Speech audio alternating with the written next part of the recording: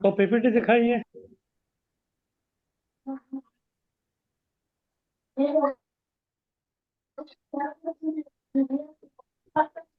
हरे कृष्णा प्रिय दंड प्रणाम। अरे बहुत धन्यवाद। तो कल हम लोग चर्चा कर रहे थे भाव भक्ति के बारे में। तो भाव भक्ति का हम लोगों ने व्याख्या देखी, परिभाषा। फिर उसके बाद जो है भाव भक्ति किस प्रकार से हमको प्राप्त होती है, वो जो दो प्रकार है उसके बारे में हम लोगों ने चर्चा किया।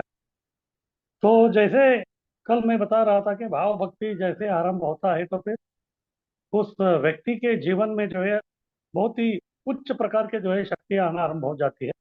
सबसे पहले संदिनी, उसके बाद संमित और उसके बाद लादिनी। और जैसे ये सब आते हैं तो उसके जो शरीर में है अलग अलग प्रकार के जो है विकार या परिवर्तन जो है दिखना आरंभ हो जाता है। जैसे हमारा जो शरीर है ये पंच महाभूत से बना है, पृथ्वी, अग्नि, वायु, जल और आकाश। जब ये भाव उसमें उद्रिक्त हो जाता है तो तभी ये जो पंच महाभूत है वो उसमें भी जो है वो उद्रिक्त हो जाते, पर उसमें जो है कुछ परिवर्तन होना आरंभ हो जाता है। और जैसे जैसे अलग अलग प्रकार के जो वस्तु है पंच महाभूत के, उनमें जो है परिवर्तन होना आरंभ हो जाता है तो फिर उससे जो है अलग अलग प्रकार के विकार या परिवर्तन होना आरंभ हो जाते हैं। उसको अष्ट विकार कहते हैं। हाँ, इस प्रकार के जो अष्ट विकार, हाँ, वो क्या क्या है अभी देखते हैं। आगे कीजिए स्लाइड।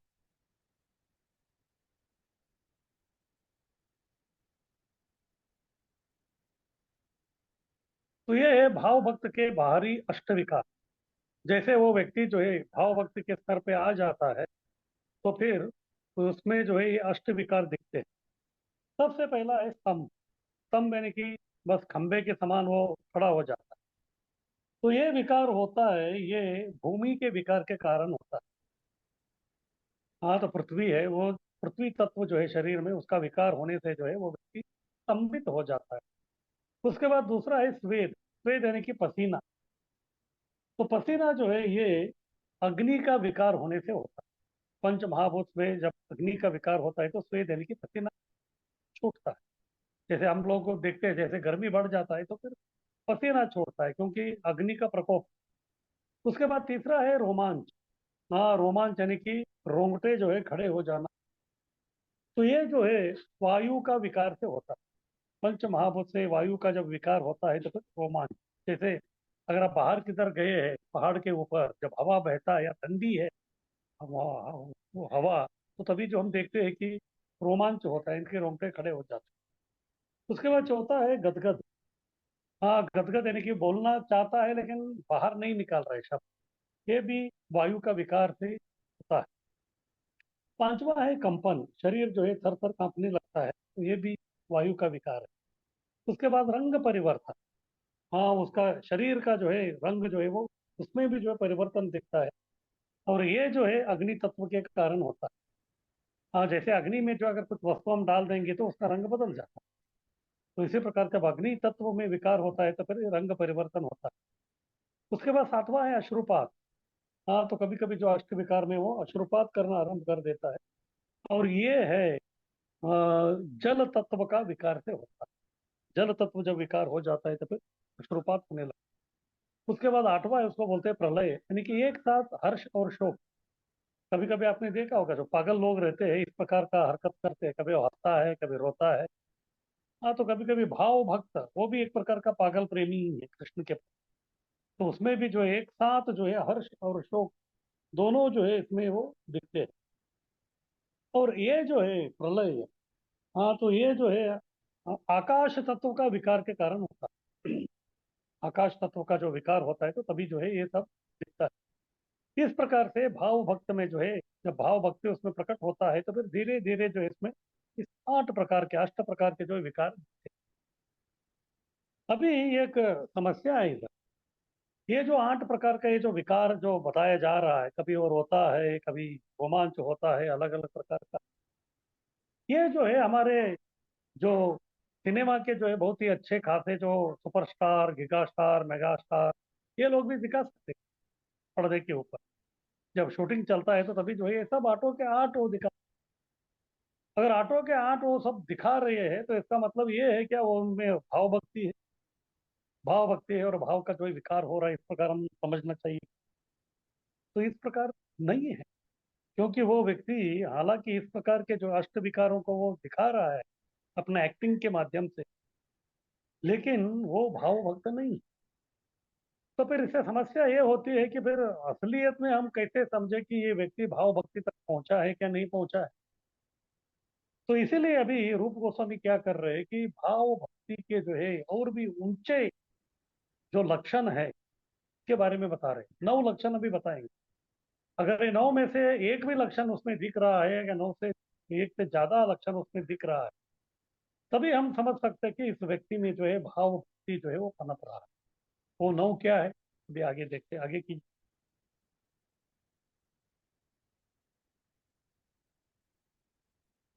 तो भाव भक्त के 9 आंतरिक लक्षण, बाकी 8 जो थे वो बाहरी है, एक्सटर्नल है, वो दिखावे के लिए है। लेकिन अंदर से जो है उसका भाव भक्ति है क्या नहीं है, वो लक्षण जो है वो ही 9 वस्तुओं से हमको समझ में आता है। सबसे पहला है अव्यर्थ कालत्व, दूसरा है शांति, तीसरा है विरक्ति, चौथा है मानशून्यता, पांचवा है अश्वाबंध, छठा है समुत्कंठ, सातवां है नामगाने सदा रुचि, आठवां है आसक्ति तत् गुणाख्याने, और नौवां है प्रीति तत् वसति स्थले। हाँ, तो इस प्रकार से जो है 9 ये आंतरिक लक्षण है, बाहरी ये आंतरिक लक्षण है। तो फिर उसके बारे में जो है अभी इस अध्याय में पूरा विस्तार के साथ जो है प्रभुपाद जी हमको इसके बारे में समझा रहे हैं। तो अध्याय 18, भाव प्रेमी का चरित्र। तत्पश्चात रूप गोस्वामी उस व्यक्ति के गुणों का वर्णन करते हैं जिसने कृष्ण के लिए भाव प्रेम वस्तुतः विकसित कर रखा। ये गुण इस प्रकार है। पहला है अव्यर्थ कालत्व। वह भगवत भक्ति में अपना समय लगाने के लिए सदैव उत्सुक रहता है। वह निष्क्रिय नहीं रहना चाहता, वह चौबीसों घंटे निरंतर सेवा करना चाहता है। अव्यर्थ कालत्व, काल यानी कि समय, समय की जो है बिल्कुल वो बर्बादी नहीं करता। हाँ, सब समय 24 घंटा जितना भी उसको मिला है वो कृष्ण के सेवा में लगाना चाहता है सदैव 24। ये भाव भक्त का लक्षण है, ये है अव्यर्थ काल। उसके बाद दूसरा है शांति। वह सदैव गंभीर तथा अद्वयसायी होता है, यानी कि हमेशा जो है अगर जीवन में जो है अगर उथल पुथल भी हो रहा है तो फिर उसको हम लोग जो है हिला नहीं। वो व्यक्ति जो है बहुत ही सक्षम रहता है और अपना भक्ति को जो है आगे चलाता रहता है। तीसरा है विरक्ति। वह सारे भौतिक आकर्षणों से विमुख रहता है। इस भौतिक संसार के जितने भी जो भौतिक आकर्षण है वो उसके ऊपर कोई प्रभाव जो है बिल्कुल नहीं डाल। उसके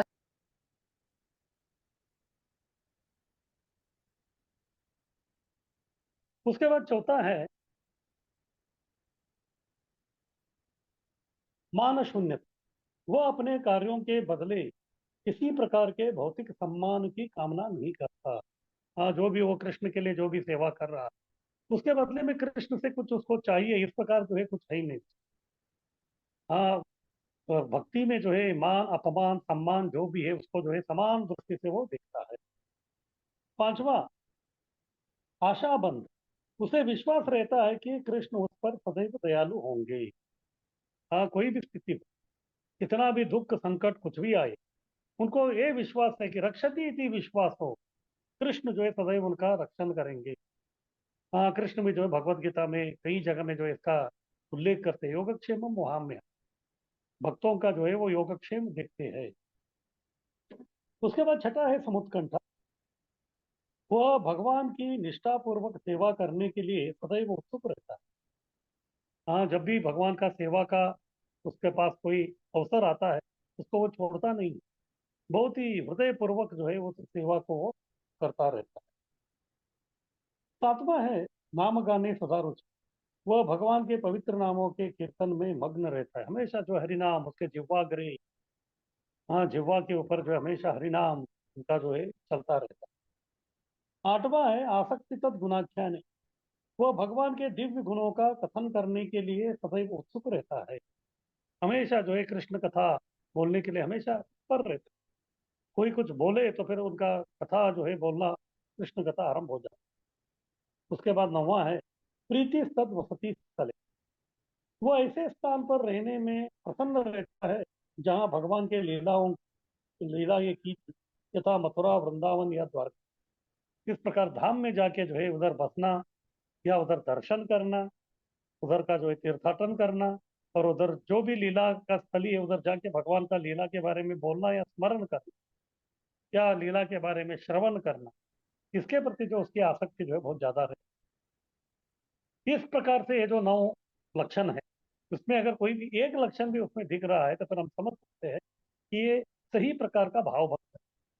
बाकी जो है 8 जो अष्ट विकार है, जिसको भाव के अनुभाव बोलते हैं, अनु यानी कि फॉलो करता है भाव, वो जो है सही हो सकते या गलत हो सकते, तो उसके बारे में जो हम लोग कुछ बोल नहीं सकते। यहाँ तक जो सही प्रकार के जो भाव भक्त रहते हैं, ये जो अष्ट विकार है बाहरी, उसको दर्शाते भी नहीं, वो कभी जो है किसी को दिखाते भी नहीं। जैसे प्रभुपाद जी जो है कई बार जो इस प्रकार भक्ति करते करते उनमें जो उस प्रकार अष्ट विकार आते थे, लेकिन उन्होंने कभी जो उसको प्रकट नहीं किया, उस अपने आप को जो रोक के रखा। इसी प्रकार के अष्ट विकार चैतन्य महाप्रभु भी दिखाते, कभी जो है उनका शरीर लंबा होता था, रंग परिवर्तन होता था, इस प्रकार अलग अलग। लेकिन वो जो है केवल वो गंभीरा में जब वो एकांत में रहते थे तभी करते थे, बाहर जो उसका वो प्रदर्शन नहीं। तो इसलिए रूप गोस्वामी जो है अभी इस प्रकार से जो है नव आंतरिक जो लक्षण है, तो उसके बारे में जो है हमको ये बता रहे, तो उसी के बारे में जो है भी, उसी के बारे में जो है भी एक एक करके जो है अभी रूप गोस्वामी हमको समझाने वाले हैं। ये 9 प्रकार के जो है भाव भक्त के आंतरिक ये लक्षण है। किसी को कुछ कहना है तो कह सकते हरे कृष्णा प्रभु जी। हैं। हाँ बोलिए।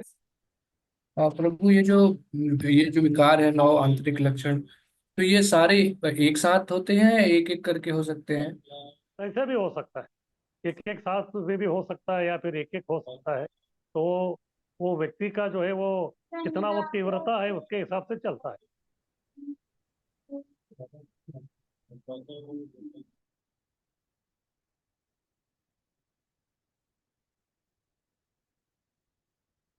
और किसी को कुछ कहना है? हरे कृष्ण प्रभु जी। हाँ बोलिए। तो हम देखते हैं कि एक वक्त में ऐसा भी एक अंग होता है कि वो हर वक्त भगवान की कथा सुनाते हैं, मतलब ये भी एक अंग है ना।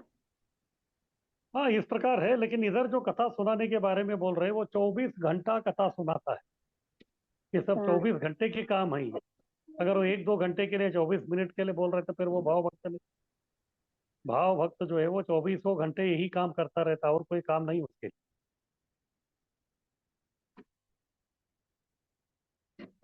ठीक है प्रभु, धन्यवाद। अरे वाह।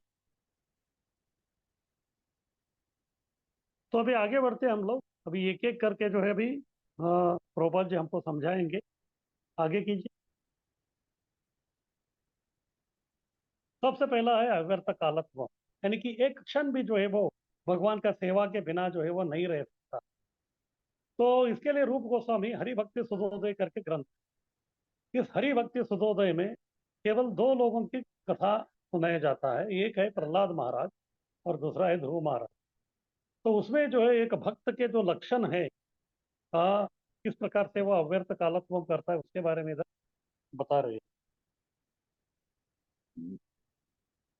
समय का सदुपयोग, अव्यर्थ कालत्व।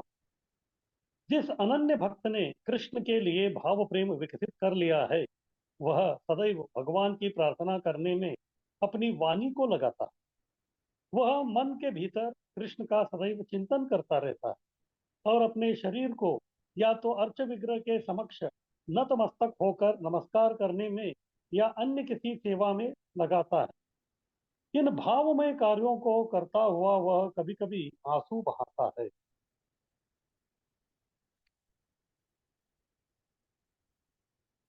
इस तरह उसका सारा जीवन भगवान की सेवा में लगा रहता है।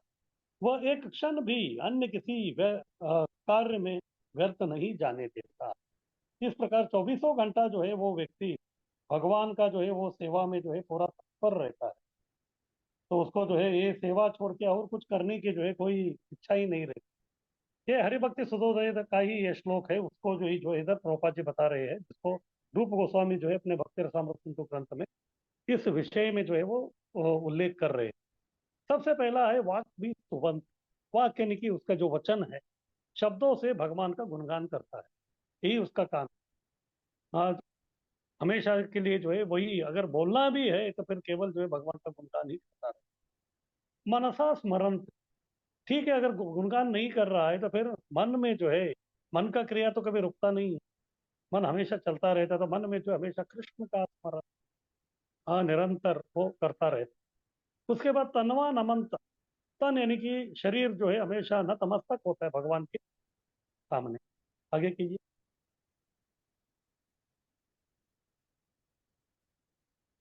अपि अनिशम न तृप्ता, इतना सब कर रहा है, काया वाचा मनसा, चौबीसों घंटा भगवान का जो है वो संबंध में ही सब कुछ कर रहा है। इतना करने के बाद भी उसको लगता है कि मैं कुछ नहीं कर रहा। और हम लोग जो है 2 घंटा जब करते हैं तो हमको लगता है कि हाँ चलो हो गया सब कुछ, लेकिन ये व्यक्ति जो है नहीं। अपि निशम न तृप्ता, फिर भी एक पल भी वो संतुष्ट नहीं रहता, उसको लगता है कि मैं कुछ नहीं किया। इसलिए क्या करता है, भक्ता श्रवण नेत्र जला समग्रम, अश्रुपात करता है भगवान के समक्ष, है भगवान मैं कुछ भी नहीं कर रहा हूँ, इस प्रकार से जो है वो भगवान के सामने गिड़गिड़ाता है। और आयुर हरे रेव समर्पयंती, जीवन संपूर्ण रूप से भगवान को समर्पित किया है, इसको बोलते हैं अव्यर्थ कालत्व। जो व्यक्ति चौबीसों घंटा ये सब काम करता है, ये सब करने के बाद भी उसको लगता है कि मैं कुछ नहीं कर रहा हूँ भगवान, हाँ मुझे और कुछ करना चाहिए था, करके भगवान के सामने जो गिड़गिड़ाता है, फिर संपूर्ण अपना जीवन भगवान को जो समर्पित करता है वो है भाव। हाँ, तो उसका ये जो लक्षण है, हाँ, इसको बोलते हैं अव्यर्थ कालत्व। आगे कीजिए। ठीक है, ये तो बाद में आएगा। अभी दूसरा है शांति, अध्यवसाय या शांति। जब कोई व्यक्ति विभिन्न बाधाओं के आने पर भी शुद्ध नहीं होता तो वह संयमी तथा अध्यवसायी कहलाता है। प्रभुपाद जी अपने कृष्णा किताब में वो वसुदेव के बारे में बताते हैं। जब वसुदेव और देवकी का विवाह होता है, उसके बाद जो है वसुदेव और देवकी को कंस जो है, क्योंकि अपनी बहन के प्रति उनका जो है बहुत ही प्रेम था, इसलिए वो खुद जो है सारथी बन के लेके जा रहा है। हाँ, वसुदेव के घर, वसुदेव का घर जो है सौकरी वटेश्वर में था, तो उधर लेके जा रहे थे मथुरा से। तभी आकाशवाणी हो गई, आपका जो बहन है उनका पुत्र जो है वही आपका काल। तो तुरंत जो है वो तलवार निकाल देता है। ये असुरों का ऐसे ही रहता है, कभी क्या करते कुछ बोल नहीं सकते।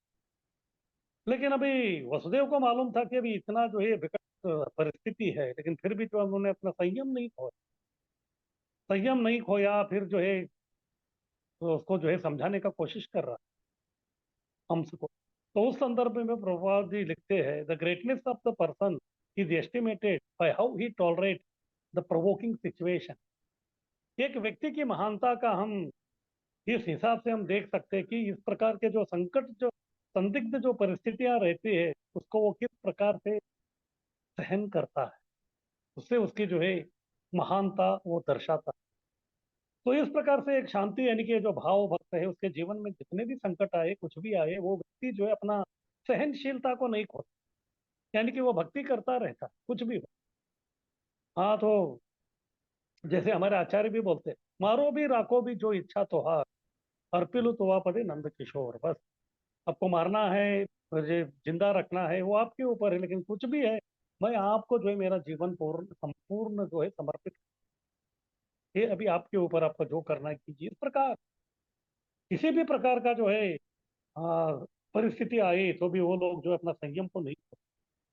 जब कोई व्यक्ति विभिन्न बाधाओं के आने पर भी शुद्ध नहीं होता तो वह संयमी तथा अध्यवसायी कहलाता है। इसका जीता जागता उदाहरण श्रीमद् भागवत में पहले स्कंद का 19वें अध्याय का 15वां श्लोक में वर्णित राजा परीक्षित का आचरण है। वे अपनी मृत्यु के समय अपने समक्ष उपस्थित समस्त ऋषियों से कहते हैं, हे ब्राह्मणों, आप मुझे सदा अपना शरणागत दास माने, मैं गंगा के तट पर भगवान कृष्ण के चरण कमलों में हार्दिक स्तुति करने आया हूँ। अतएव आप आशीर्वाद दे कि माता गंगा भी मुझ पर प्रसन्न हो। उस ब्राह्मण बालक का श्राप मुझे लगा है तो लगता रहे। मेरी आपसे प्रार्थना यही है कि आप मेरे जीवन की अंतिम घड़ी में विष्णु के पवित्र नाम का कीर्तन करें, जिससे मुझे उनके दिव्य गुणों की अनुभूति हो सके। महाराज परीक्षित के आचरण का यह दृष्टांत उनके जीवन के अंतिम समय तक धैर्य बनाए रखने, उनके मन की अविचल स्थिति या संयम का उदाहरण है। यह उस भक्त के लक्षणों में से एक है जिसने कृष्ण के लिए भावमय प्रेम विकसित कर लिया। तो इधर उदाहरण जो है परीक्षित महाराज का दे वो बता रहे हैं। तो परीक्षित महाराज जो है अपने संयम जो है उसको उन्होंने बिल्कुल नहीं खोया। सबसे पहले उनका जो इधर क्षमा गुण दिख रहा। क्षमा किधर, जो व्यक्ति ने उनको शाप दिया था उस व्यक्ति को उसके बदले में वो भी शाप दे सकते थे, क्योंकि उनके पास अधिकार था, वो राजा थे, राजर्षि थे। लेकिन ऐसा नहीं, क्योंकि उन्होंने समझा ये जो कृष्ण की जो कृपा है, द्विजशाप रूपम, कृष्ण की कृपा मुझे जो है द्विज यानी कि ये ब्राह्मण कुमार का जो है शाप के रूप में आया है, तो शायद जो है कृष्ण मेरा जीवन को जो है फास्ट फॉरवर्ड करना चाहते, इस भौतिक दुनिया से जो है तुरंत मुझे निकालना चाहते हैं। तो इस प्रकार से जो है वो संयमी बन गए। इसलिए सबसे पहला जो है शांति, इसका एक लक्षण है कि व्यक्ति जो है क्षमा करता है और दूसरे के ऊपर जो है अपना करुणा दिखाता है, या वो जिसी प्रकार के संकटमय परिस्थिति भी आता है तो तभी जो है वो शांत रहता है, प्रशांत रहता है, उसको जो है कोई बिल्कुल जो है हिला नहीं। तो ये जो श्लोक का इधर उदाहरण कर रहा है, ये 19-15 का, तो इसमें जो है प्रभुपाद जी जो है इसके तात्पर्य में लिखते हैं कि परीक्षित महाराज जो है एक्चुअली, क्योंकि उनका नाम परीक्षित था, बचपन से ही जो है वो भगवान का दर्शन किया था, तो हमेशा जो है उन्हीं के खोज में जो अपना जीवन उन्होंने समर्पित किया। इस प्रकार से जो है भाव भक्ति का स्तर उनको में आ ही गया। यहाँ तक भाव भक्ति नहीं, वो जो है पूरा राग यानी कि पूरा आसक्त हो गए भगवान के प्रति। इसीलिए जो है परीक्षित महाराज मृत्यु के समय में जो है निर्भय थे, अभय थे। क्यों? एक उनका मन जो है हमेशा भगवान के स्मरण, कीर्तन, श्रवण उसी में लगा हुआ था। और दूसरा जो है जब अंतिम समय उनका आया था वो अकेले नहीं थे, उधर हजारों के हिसाब से जो है बहुत सारे जो है साधु और वैष्णव उधर बैठे।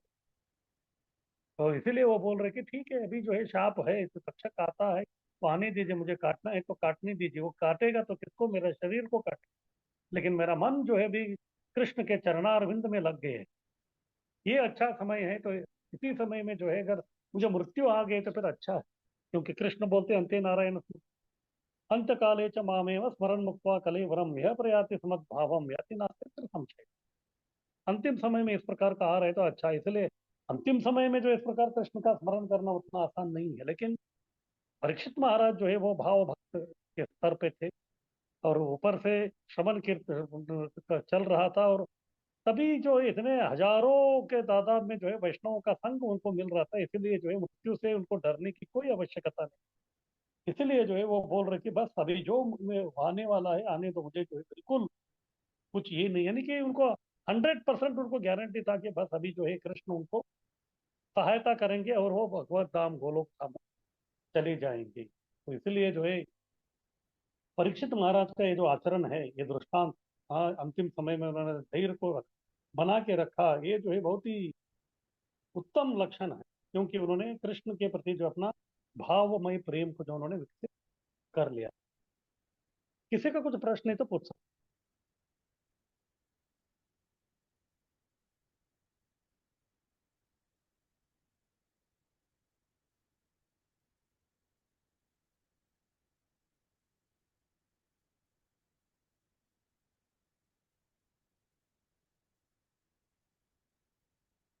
ठीक है, किसी का कुछ प्रश्न नहीं है तो फिर हम लोग आगे बढ़ते हैं। हरे कृष्ण प्रभु। हाँ बोलिए। प्रभु जी, जो ये भाव भाव भक्ति होने के बाद में रागानुगा भक्ति जागृत होती है ना? अब कल थे क्या? क्लास में? नहीं प्रभु जी, कल अब्सेंट हो गया था मैं। हाँ, तो कल पूरा लेक्चर सुनिए, आपको मालूम पड़ेगा। मैं ठीक है, अभी ठीक फिर से वो दोहराना ठीक नहीं चाहता। ठीक है प्रभु, थैंक हाँ। और किसी का कुछ प्रश्न?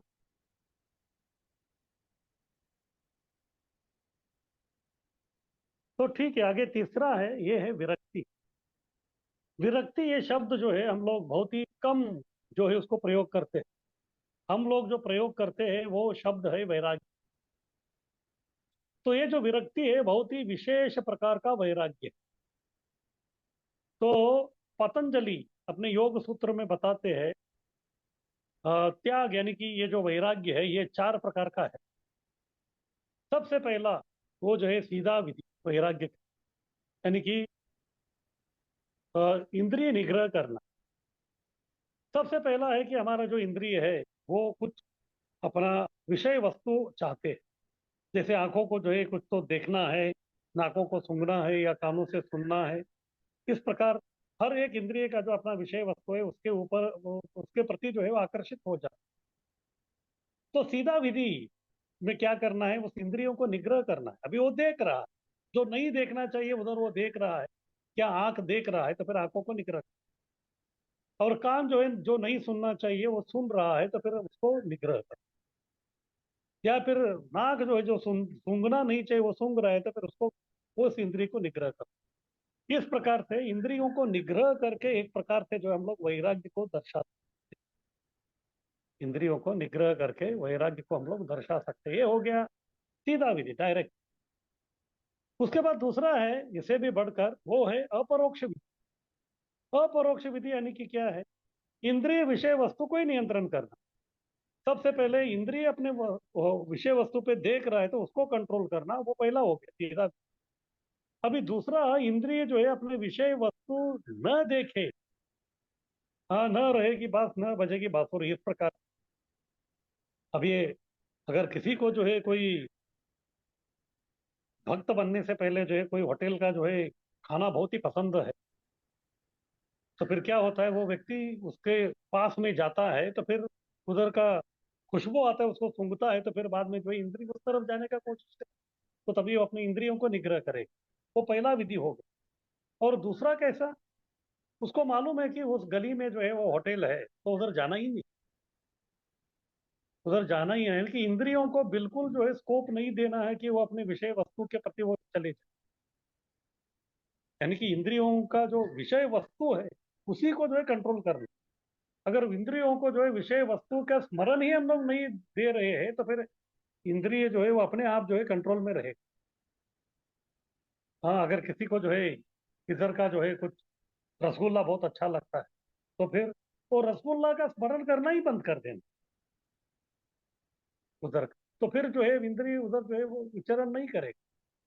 तो इस प्रकार का एक है सीधा विधि, अगर इंद्रिय देख रहा है तो फिर इंद्रिय को कंट्रोल करो। और दूसरा, इंद्रिय जो चाहता है उस वस्तु के ऊपर ही नियंत्रण कर दो, यानी कि वो इंद्रिय उधर देखेगा ही नहीं। ये इससे भी बढ़कर जो है वो वैराग्य। उसके बाद तीसरा, ठीक है, अभी जो है व्यक्ति इंद्रिय जो विषय है उसको ही उन्होंने कंट्रोल कर दी, विषय वस्तु जो है उसी को कंट्रोल कर दिया, मन में उसको लेके नहीं आ रहा। लेकिन कभी कभी होता है, तीसरा है इच्छा नहीं है पर केवल उत्सुक। जैसे निर्जल एकादशी, हमको मालूम है निर्जल एकादशी के दिन में जो है किचन में जो है रसोई घर में कुछ बनता नहीं, लेकिन फिर भी हमारा आदत है, क्या सुबह जो है 7 बज गया है तो भूख लगता है तो फिर नाश्ता क्या बना है वो देखने का हमको आदत है, एक प्रकार का उत्सुकता रहता है। तो निर्जल एकादशी के दिन जो है आपको ऐसा लगता है कि चलो ठीक है, आपको खाने की कोई इच्छा नहीं, या इंद्रिय विषय वस्तु जो आपको कुछ पीड़ा नहीं ये कर रहे, लेकिन आपको जो है आदत है हर दिन वो सुबह, तो इसलिए उत्सुकता से आप जाते हैं, चलो देखते हैं उधर क्या बन रहा है। हाँ, तो ये भी जो है तीसरा प्रकार का जो है वैराग्य, यानी कि ऑलरेडी कंट्रोल है लेकिन फिर भी जो है मन कभी कभी जो है थोड़ा विचलित ये हो के उस प्रकार का ये होता है, केवल उत्सुकता के कारण वो होता है। और बाद में चौथा है संपूर्ण निग्रह। संपूर्ण निग्रह यानी कि वशीकरण। ये क्या होता है, अब ये मान लीजिए कोई एक व्यक्ति है, जैसे कोई एक गरीब व्यक्ति है, तो गरीब व्यक्ति को जो है 5 स्टार होटल का जो है खाना, वो तो कभी सपने में भी नहीं सोच सकता। वो बोलेगा कि मैं जिंदगी में जो है ये 5 स्टार होटल का जो खाना है उसके मैंने त्याग दिया। जिंदगी में मैं ये 5 स्टार होटल का जो खाना है मैंने पूरा त्याग दिया है। तो ये कोई वैराग्य है क्या? नहीं, क्योंकि वो उसकी पहुंच में है ही नहीं। लेकिन अगर कोई अमीर व्यक्ति है, वो बोल रहा है कि ये 5 स्टार होटल का जो है खाना मैंने त्याग दिया है, तो उसमें कुछ वजन रहता है। तो इसी प्रकार से ये जो है बहुत ही संपूर्ण निग्रह जो है बहुत ही ऊंचा प्रकार का ये वैराग्य। इसमें कैसे होता है, कोई वस्तु जो आपके पास नहीं है उसको वो है ने त्याग दिया, वो कोई वैराग्य नहीं है, क्योंकि वो वस्तु आपके पास है ही नहीं। आप बोल रहे कि हाँ बस, हाँ मैंने त्याग दिया, ऐसा आप बोल सकते हैं। लेकिन जब वो वस्तु आपके पास है, तब आप बोल रहे हैं कि मैं मुझे ये वस्तु नहीं चाहिए, उसमें कुछ तो वजन, उसमें जो है कुछ तो ये वजन। जैसे मान लीजिए आपके जो है बहुत ही पसंदीदा कुछ 8-10 आइटम, और आज जो है निर्जल एकादशी है, और आप बैठे हैं और आपके सामने वो 10 के 10 आइटम मैंने रखा है। हाँ, वो जो है आपके बहुत ही पसंदीदा आइटम है खाने के, वो आपके सामने रखा हूँ, आपके सामने वो है, फिर भी जो है आप किसी को स्पर्श नहीं कर रहे हैं। तो ये है संपूर्ण निग्रह। ये है संपूर्ण निग्रह। ये जो चौथा है संपूर्ण निग्रह, जब विषय वस्तु इंद्रियों के सामने होते हुए भी इंद्रिय जो है उसके प्रति कुछ भी जो है अपना आकर्षण नहीं दिखाता, ये जो है इसमें कुछ तो वजह। तो इस प्रकार का ये जो संपूर्ण निग्रह है, विषय वस्तु होने के बाद भी इंद्रिय उसके प्रति जो आकर्षित नहीं होते, उसको कहते हैं ये बहुत ही ऊंचा प्रकार का वैराग्य है। इसलिए हम लोग हमेशा जो है विरक्ति इस शब्द का जो है हम लोग अ, इस्तेमाल नहीं करते। तो इधर जो भाव भक्ति के इसमें जो बता रहे हैं रूप गोस्वामी, इधर विरक्ति शब्द का प्रयोग कर रहे हैं। विरक्ति यानी कि संपूर्ण निग्रह, यानी कि जब वो विषय वस्तु जो आपको आकर्षण करने वाला है वो आपके सामने होते हुए भी आप उसको प्रति आप आकर्षित नहीं हो रहे, ये तो बहुत बड़ी चीज। इसको बोलते हैं संपूर्ण निग्रह, या फिर ये जो है ये विरक्ति कहलाती। इसी के बारे में जो है अभी प्रोपा जी बता रहे हैं। इंद्रिया सदैव इंद्रिय भोग चाहती है, विरक्ति या वैराग्य। इंद्रिया सदैव इंद्रिय भोग चाहती है, किंतु जब भक्त में कृष्ण के लिए भाव में प्रेम विकसित हो जाता है, तो उसकी इंद्रियां भौतिक इच्छाओं यानी कि विषय वासनाओं के प्रति आकृष्ट नहीं होती। मन की यह स्थिति विरक्ति या वैराग्य कहलाती है। इस विरक्ति का उत्तम उदाहरण राजा भरत के चरित्र में प्राप्त होता है। श्रीमद् भागवत में 5वें स्कंद का 14वें अध्याय का 43वां श्लोक कहा गया है, महाराज भरत कृष्ण के चरण कमलों के सौंदर्य से इतने आकृष्ट थे कि उन्होंने अपनी तरुणावस्था में ही अपने परिवार, संतान, मित्र, राज्य आदि के प्रति समस्त प्रकार की अनुरक्ति को अस्पृश्य मल समझकर त्याग दिया था। राजा थे, राजा के पास सब कुछ था। हाँ, उनको जो संपत्ति चाहिए था, परिवार था, सौंदर्य था, संतान था, मित्र थे, राज्य था, सब कुछ था। लेकिन जब उनमें जो है कृष्ण के प्रति भाव भक्ति निर्माण हो गया, तो तभी भाव भक्ति का एक लक्षण है विरक्ति, संपूर्ण वैराग्य। तो उन्होंने सब कुछ जो है, जैसे व्यक्ति जो है सुबह उठने के बाद जो है अपना मल विसर्जन करता है, बाद में उसकी तरफ मुड़ के देखता भी नहीं है, इस प्रकार से ये सब जो संपत्ति थी भौतिक, उसको जो है उन्होंने ऐसे ही छोड़ के जो है उसकी तरफ मुड़ के देखे भी नहीं, निकल गए। महाराज भरत वैराग्य का आदर्श उदाहरण प्रस्तुत करते हैं। उन्हें भौतिक जगत की सारी भोग्य वस्तुएं प्राप्त, किंतु उन्होंने उनका परित्याग कर दिया। इसका यह अर्थ होता है कि अपने आप को कृत्रिम रूप से पृथक रखने और अनुरक्ति के आकर्षणों से दूर रखने को वैराग्य नहीं थे। प्रोपा जी स्पष्ट रूप से बता रहे हैं, जैसे मैं बताया, भिखारी बोल रहा है कि मैं 5 स्टार होटल का जो है खाना त्याग दिया है, तो वो कोई वैराग्य नहीं, क्योंकि उसके वो पहुंच में है ही नहीं। इसलिए आगे बोल रहे हैं, यदि ऐसे आकर्षणों के रहते हुए भी कोई भौतिक अनुरक्ति से अनाकृष्ट रह सकता है, तो वह विरक्त कहलाता है। यानी कि आपको प्रलोभन करने वाले, आपको आकर्षित करने वाले सभी वस्तुएं आपके सामने हैं, आपके इंद्रियों को आकर्षित करने वाले सभी विषय वस्तु उधर है, लेकिन फिर भी जो है आपका मन उसकी तरफ आकर्षित नहीं हो रहा है, तो उसको कहते हैं विरक्त। निसंदेह नवदीक्षित भक्त को प्रारंभ में अपने आप को सभी प्रकार के आकर्षणों से दूर रखने का प्रयास करना चाहिए। किंतु प्रौढ़ भक्त की वास्तविक स्थिति तो वह है जिसमें वह सारे आकर्षणों के रहते हुए भी लेश मात्र आकृष्ट नहीं होता। वैराग्य की असली कसौटी यही है। इसको बोलते हैं विरक्ति, यानी कि संपूर्ण वैराग्य। हाँ, तो बाकी जो है, जो वस्तु मेरे पास नहीं है, वो जो मुझे मिलने वाला नहीं है, उसको मैं त्याग दिया, ऐसा बोलने से वैराग्य नहीं होता। वो वस्तु मेरे पास है, या उस वस्तु मेरे पहुंच में है, फिर भी जो है मैं उसको उपयोग न करते हुए उसको मैं त्याग रहा हूँ, तो फिर वो कैसे किस प्रकार भाव भक्ति में जो है ऊंचा प्रकार का वैराग्य को जो है इधर दर्शाया जाता है। किसी को कुछ कहना है इसके बारे में?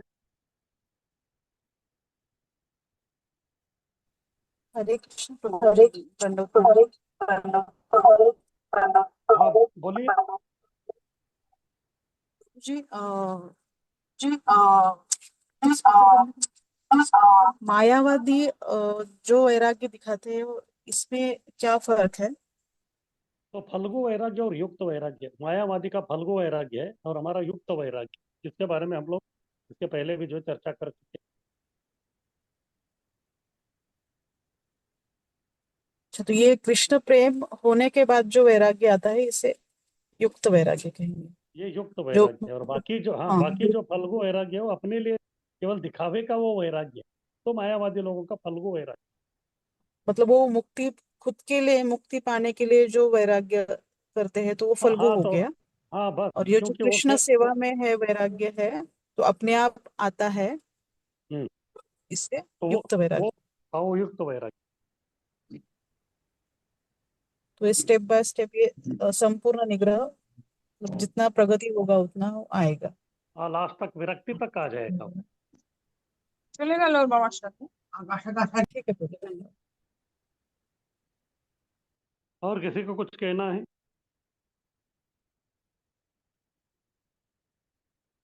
तो इस विरक्ति का अच्छा उदाहरण है चित्रकेतु महाराज। चित्रकेतु महाराज के बारे में भागवत में वर्णन है। तो वो गए थे कहाँ? विद्याधर लोक में गए थे। विद्याधर लोक के जो कन्याएं थी उनके साथ वो बैठे थे। बहुत ही सुंदर थी सब कन्याएं, लेकिन फिर भी जो है उनके प्रति जो है काम विकार नहीं। उनके साथ में वो बैठे थे, बैठ के क्या कर रहे थे? बैठ के जो है सबके साथ जो है भगवान का भक्ति कर रहे थे। हाँ, इस प्रकार इंद्रियों को प्रलोभन करने वाले वस्तुओं के साथ में घेरे हुए भी व्यक्ति जो है कृष्ण के बारे में चिंतन करता है, तो फिर वो हो गया। या फिर सुखदेव महाराज के बारे में कहते हैं कि सुखदेव महाराज जो है, उनका जनक महाराज जो उनका गुणगान करते हैं कि सुखदेव महाराज जो है अपने जिह्वा के ऊपर जो है शक्कर रखते हैं। जिह्वा के ऊपर शक्कर रखते हैं, लेकिन शक्कर पिघलता नहीं है। हाँ, जैसे हम शक्कर देखते हैं तो अपने आप जो है पानी निकलता है, लेकिन सुखदेव गोस्वामी जो इतने बड़े विरक्त थे कि शक्कर जिह्वा पे रखने से भी जो है उधर पानी नहीं आया, उसके प्रति आकर्षित नहीं। शक्कर ऐसे ही इस प्रकार का जो है व्यक्ति जो वैराग्य को दर्शाता है, तो फिर ये असली प्रकार का जो विरक्ति कहलाता है। आगे की।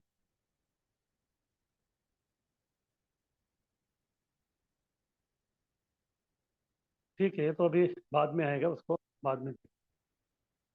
तो अभी आगे हैं। हाँ, थोड़ा पीछे हो जाइए अभी, और पीछे, और पीछे, और पीछे। हम्म। तो अभी तक हमने अव्यर्थ कालत्व, शांति और विरक्ति देखा। अभी चौथा है मान शून्यता। निरभिमानता यानी कि मान शून्यता। जब कोई भक्त शुद्ध साक्षात्कार के समस्त गुणों से समन्वित होकर भी अपने पद का गर्व नहीं करता, तो यह निरभिमानी कहलाता है। पद्म पुराण में कहा गया है कि राजा भगीरथ राजाधिराज, किंतु उनमें कृष्ण के प्रति ऐसा भाव प्रेम विकसित हो गया था कि वे साधु हो गए और अपने राजनीतिक शत्रुओं तथा अछूतों तक के घर भिक्षा मांगने गए। वे इतने विनीत थे कि उन्होंने उन सबों के समक्ष सादर शीश झुकाया। तो इस प्रकार से राजा होते हुए भी वो व्यक्ति जो है अपना आ, जो अभिमान शून्यता को दिखाए, हाँ, यानी कि अहंकार को नहीं दिखाए, इस प्रकार का जो व्यक्ति है वो मान शून्यता वाला। तो ये जो भगीरथ महाराज जो थे, ये अयोध्या के राजा। कई वर्षों तक उन्होंने जो है अयोध्या का जो है पूरा राजपाट कर दिया। फिर बाद में कुछ समय के बाद जो है वो उनके मन में जो है आध्यात्मिक विचार जो है आना आरंभ हो गए। और जैसे आध्यात्मिक विचार उनके मन में जो है आना आरंभ हो गए, तो फिर उनके मन में ये प्रश्न आने लगा कि इतना दुख क्यों है इस संसार में। इसका उत्तर उनको नहीं दिख रहा। फिर एक दिन उनके जो राजगुरु त्रितुल मुनि थे, वो जो है उनके दरबार में आते, वो उनके भी गुरु थे। फिर बाद में उनको पूछ लेते, गुरु महाराज मुझे बताइए, ये जो दुख क्यों है और ये दुख क्यों सताता है, इसका मूल कारण क्या है। तब गुरु जी उनको बताया कि ये जो अभिमान है या फिर ये जो अहंकार है, इसी के वशीभूत होने से जो है व्यक्ति को जो है दुख आता है। अगर उसको उन्होंने छोड़ दिया, अपने अहंकार को, अहम को या अभिमान को, तो फिर जो है वो व्यक्ति दुखी नहीं होता। क्योंकि अहंकार चला जाता है तो फिर किसके ऊपर गर्व करे, किसी के ऊपर भी जो है वो गर्व नहीं कर सकता। इस प्रकार से जो इंद्रियां है या फिर इंद्रियों के जो विषय वस्तु है, उसके बारे में अगर कोई व्यक्ति जो गर्व कर रहा है, तो फिर जो है वो व्यक्ति हमेशा जो है अभिमान के इसमें रहेगा और वो चकनाचूर होता रहे। इसलिए अगर किसी को जो है साक्षात्कार प्राप्त करना है, तो त्रितुल मुनि बोलते हैं कि उस व्यक्ति को आध्यात्मिक ज्ञान होना चाहिए, और आध्यात्मिक ज्ञान प्राप्त करने के बाद उसको आध्यात्मिक ध्यान भी लगाना चाहिए। इस प्रकार के आध्यात्मिक प्रक्रिया में जब वो लगता है, तो फिर उसको जो है अभिमान शून्यता हो जाता है। लेकिन ये जो अहंकार है, इतना आसान नहीं है वो जाना। जब तक हम अपना अभिमान को पूरी तरह नहीं निकालते, तब तक जो है अलग अलग प्रकार के जो है दुख हमको जीवन में जो है वो आते रहेंगे और हमको सताते रहेंगे। इसलिए इस अहंकार का जो आवरण है, इसको जो है छोड़ना ये अच्छा है। अगर कोई व्यक्ति निरहंकारी हो जाता है, तो ऐसा समझ सकते हैं कि वो व्यक्ति जो अपने जीवन का सर्वोत्कृष्ट जो स्थान है, उसको वो व्यक्ति ने प्राप्त कर लिया है। तो इसीलिए जो है उसके बारे में जो है, यानी कि ये जो भौतिक उपलब्धियां हैं, इसको छोड़ के आपको जो है आ, एक प्रकार का जो है, बोले तो किसी के बारे में जो अभिमान नहीं करना, बोले तो ये मेरा है, मैं और मेरा, ये जो दो चीजें हैं, ये हमको इस भौतिक संसार में जो है बांध के रखते हैं। तो बाद में वो पूछते हैं कि ठीक है, अभी बताइए मुझे, निरहंकारी और निरभिमानी बनना है तो फिर क्या कर।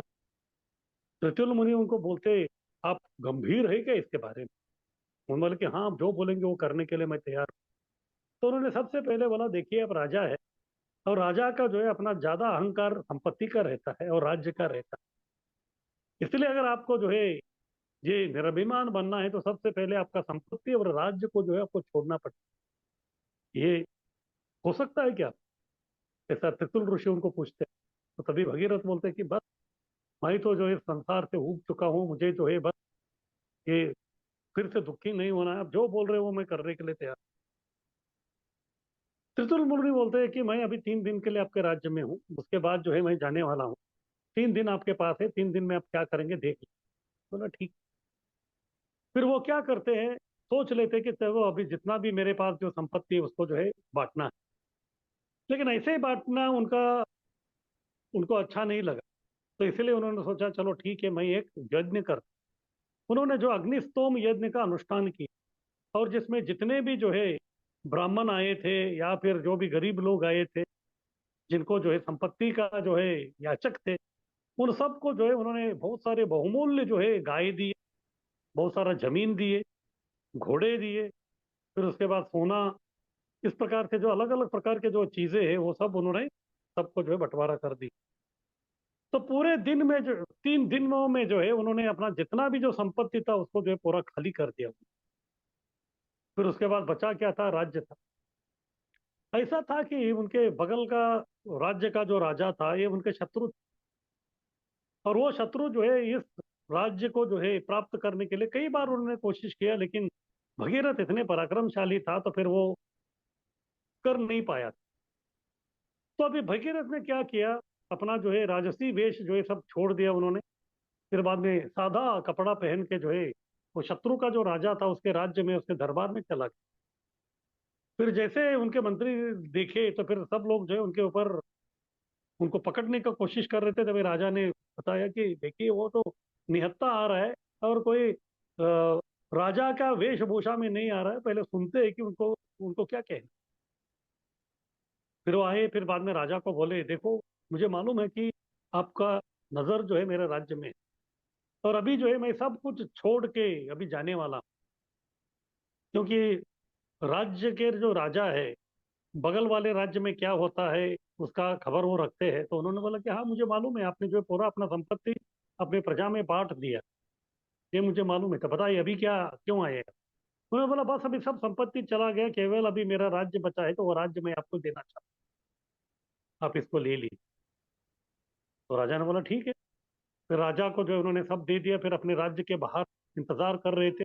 3 दिन पूरा बीत गया, तभी जो है त्रितुल ऋषि उधर आ गए।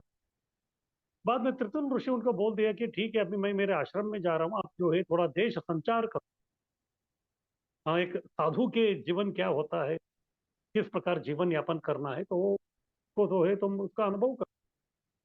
फिर तभी जो है वो घूमने लगे, अलग अलग जगह में जाने लगे। साधु का जीवन जो है बहुत ही कष्टमय है। ये राजा का जीवन वाला है, ऐशोआरामी। लेकिन अभी जो है साधु का जीवन है। लेकिन उन्होंने ठान लिया था बस मुझे जो है ये निरभिमानता, मान शून्यता, इसको जो है मुझे प्राप्त करना ही। इसलिए सब जगह जा रहे थे। कभी जो है लोग उनको सम्मान भी करते थे, कोई अपमान भी करते, फिर भी जो है किसी को जो है कुछ वो बोलते ही नहीं। ऐसे जो है 1-2 साल घूमे वो।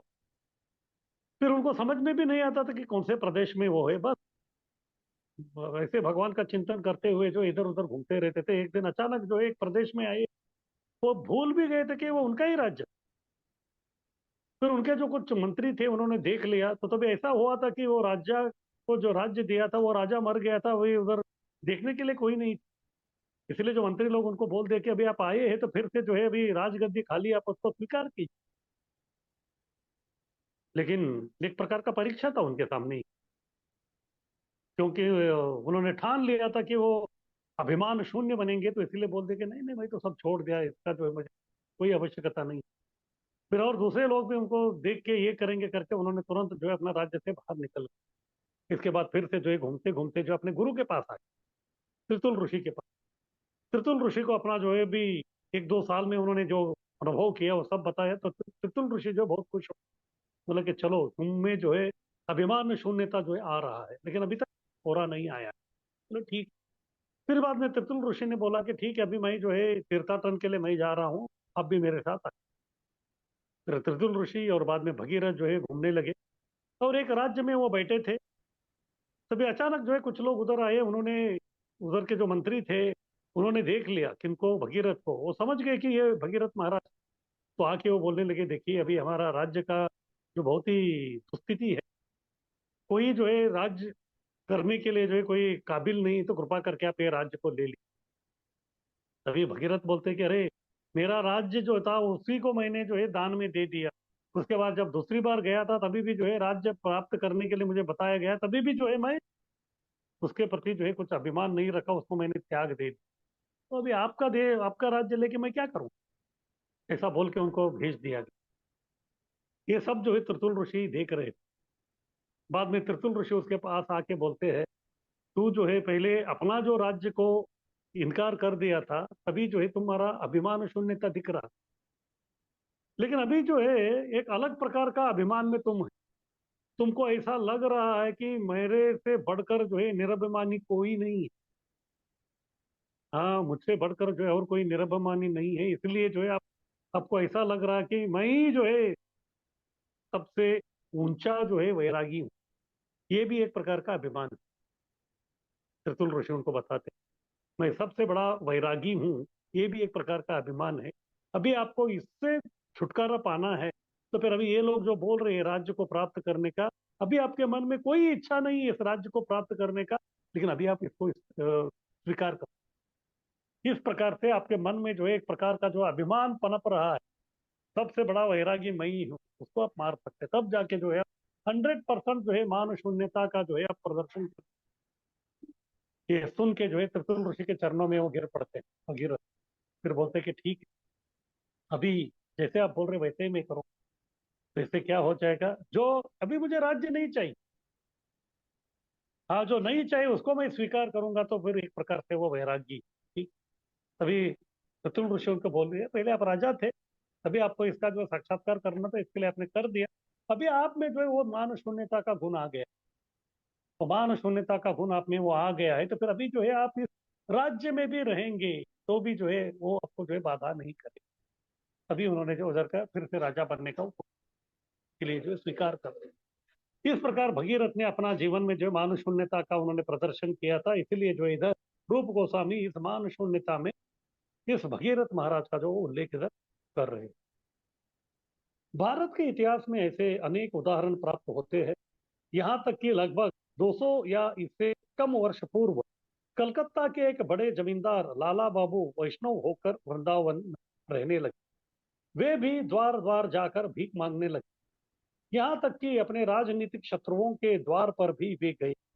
भिक्षा मांगने का अर्थ है उन व्यक्तियों द्वारा किए जाने वाले अपमान को सहने के लिए तैयार रहना, जिनके द्वार पर कोई मांगने जाता है। यह स्वाभाविक है, किंतु कृष्ण के लिए ऐसे अपमान सहने पड़ते हैं।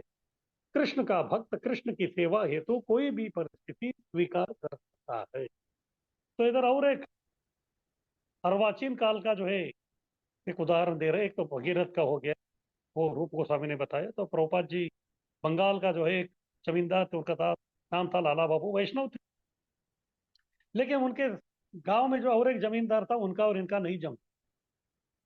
और एक दिन ये लाला बाबू जो है किधर तो गए थे बाहर गांव में, और उधर उनको प्यास लगी थी, और जैसे वो पानी पी रहे थे तभी उन्होंने सुना कि कोई एक औरत जो है दूसरे को बोल रहे थे कि अरे जल्दी जल्दी करो, समय बीतता जा रहा।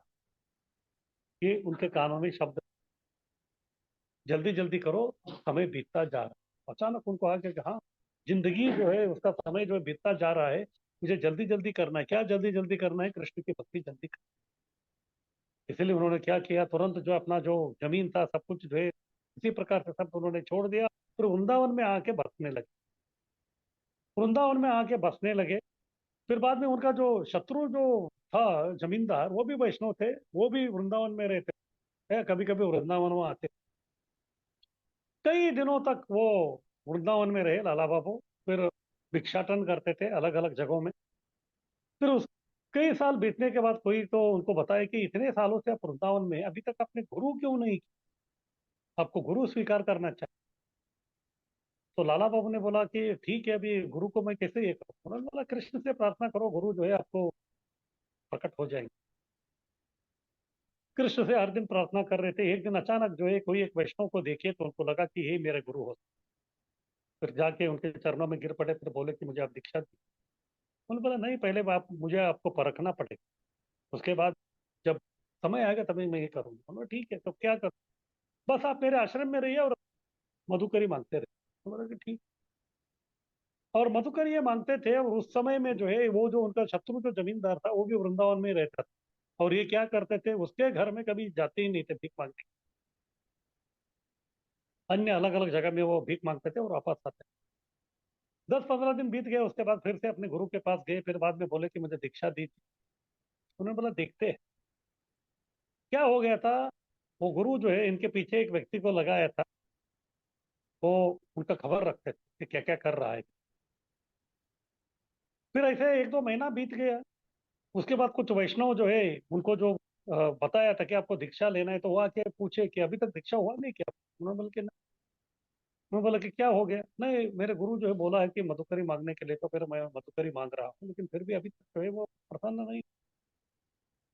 कुछ लोग जो है उनका पूर्व वृत्तांत भी जानते थे, तो फिर उन्होंने बोला कि ठीक है, बताइए आप कहाँ कहाँ जाते हैं मधुकरी मांगने के? तो सब उन्होंने बता दिया, ये घर छोड़ के मैं सब जगह जाता हूँ। तो तभी उनको समझ में आ गया। उन्होंने बोला आप अपने शत्रु के घर नहीं जा रहे, उधर भी जाके जब अपना अभिमान को आप छोड़ेंगे, अभिमान को त्याग करके उसके साथ सामने जाके जो है आप भीख मांगेंगे, तो तब जाके जो है आपका अभिमान पूरा निकल जाएगा। तभी जो है गुरु के प्रति आपका समर्पण कंप्लीट हो। गुरु ने आपको जो बोला है मधुकरी मांगने का, उसमें भी जो है किसी भी प्रकार का अभिमान नहीं रखा। तब उनको समझ में आ गया कि वो गलती क्या कर रहे। फिर जाके उनके जो शत्रु जमींदार थे तो उनके सामने गए, घर के सामने, फिर उधर से उन्होंने भीख मांग लिया। और ऐसा हुआ कि वो जमींदार खुद आ गया। उन्होंने देखा कि अरे ये तो लाला बाबू। उनका ये अवस्था, ये सब देख के जो है उनको भी रहा नहीं गया, पूरा अश्रुपात करने लगे। फिर उनको भी देख के ये भी अश्रुपात किया, दोनों जो है आलिंगन कर ली। फिर ये खबर जो है गुरु को मिल गई। फिर उस दिन उनके घर का जो है उन्होंने मधुकरी लेके आए। और जैसे आए तो गुरु जी ने उनको बुलाया। फिर बाद में बोले कि अब तैयार हो जाइए, आपको मैं अभी दीक्षा दूंगा। तो इसीलिए जय प्रभुपाद जी, ये लाला बाबू जो है उनका भी उदाहरण इधर मान शून्यता के बारे में जो है इधर बता रहे हैं। किसी का कुछ कहना है इसके बारे में?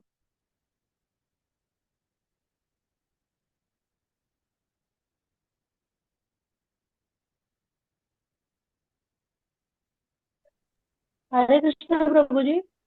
हाँ बोलिए।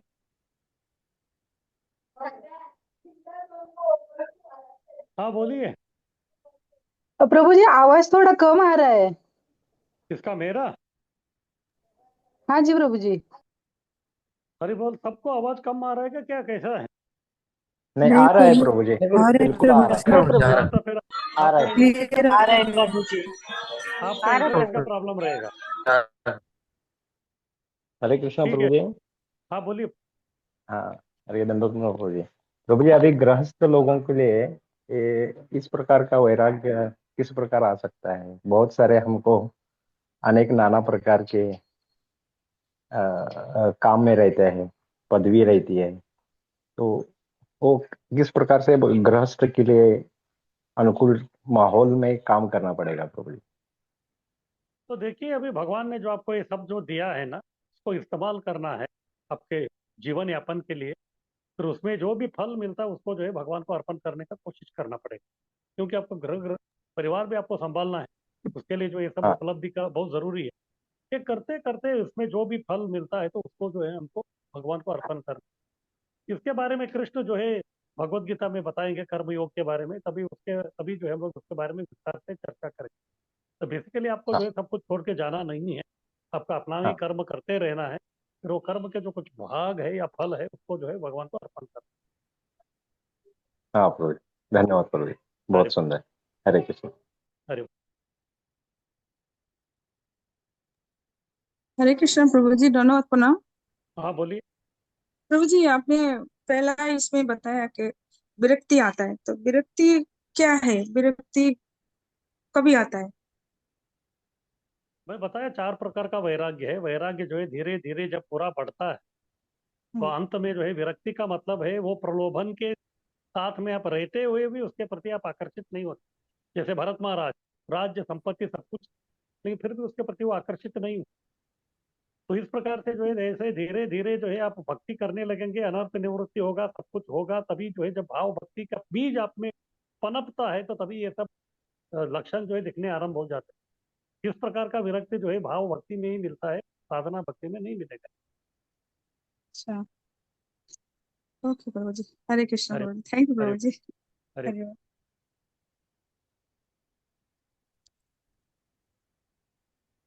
तो आगे बढ़ते हैं। आगे 5वां है आशा बंध। आशा बांध के रखना, आशा भंग नहीं होना। बृहद आशा, यह दृढ़ विश्वास की भगवान की कृपा अवश्य होगी। संस्कृत भाषा में आशा बंध कहलाता है। इस संस्कृत शब्द का अर्थ है यह सोचते रहना कि चूंकि मैं भक्ति के सामान्य नियमों का यथाशक्ति पालन कर रहा हूँ, अतएव मुझे पूर्ण विश्वास है कि मैं भगवत धाम को प्राप्त करूंगा। जैसे बाहर के लोग बोलते, मन में है विश्वास, पूरा है विश्वास, हम होंगे कामयाब एक दिन। तो इस प्रकार से जो है विश्वास हमको रखना है, आशा को बांधे रखना है। और यथारूप जो भी हमको जो नियम या जो भी काम करना है, सेवा करना है, उसको जो हमको करते रहना है। इस प्रकार से जो है कृष्ण उसी को देखते, गुरु भी उसी को देखते। फिर बाद में जो है एक दिन हमको उसका जो है फल प्राप्त हो। इस संदर्भ में रूप गोस्वामी की एक प्रार्थना इस आशाबंध संबंधी उदाहरण को बताने के लिए पर्याप्त हो। वे कहते हैं, मुझ में न तो कृष्ण के लिए प्रेम है, न ही कृष्ण प्रेम विकसित करने वाले कारणों यानी कि श्रवण तथा कीर्तन में मेरा प्रेम है। मुझ में वह भक्ति योग भी नहीं है जिससे कृष्ण का निरंतर ध्यान किया जाता है और उनके चरण कमलों को हृदय में स्थिर किया जाता है।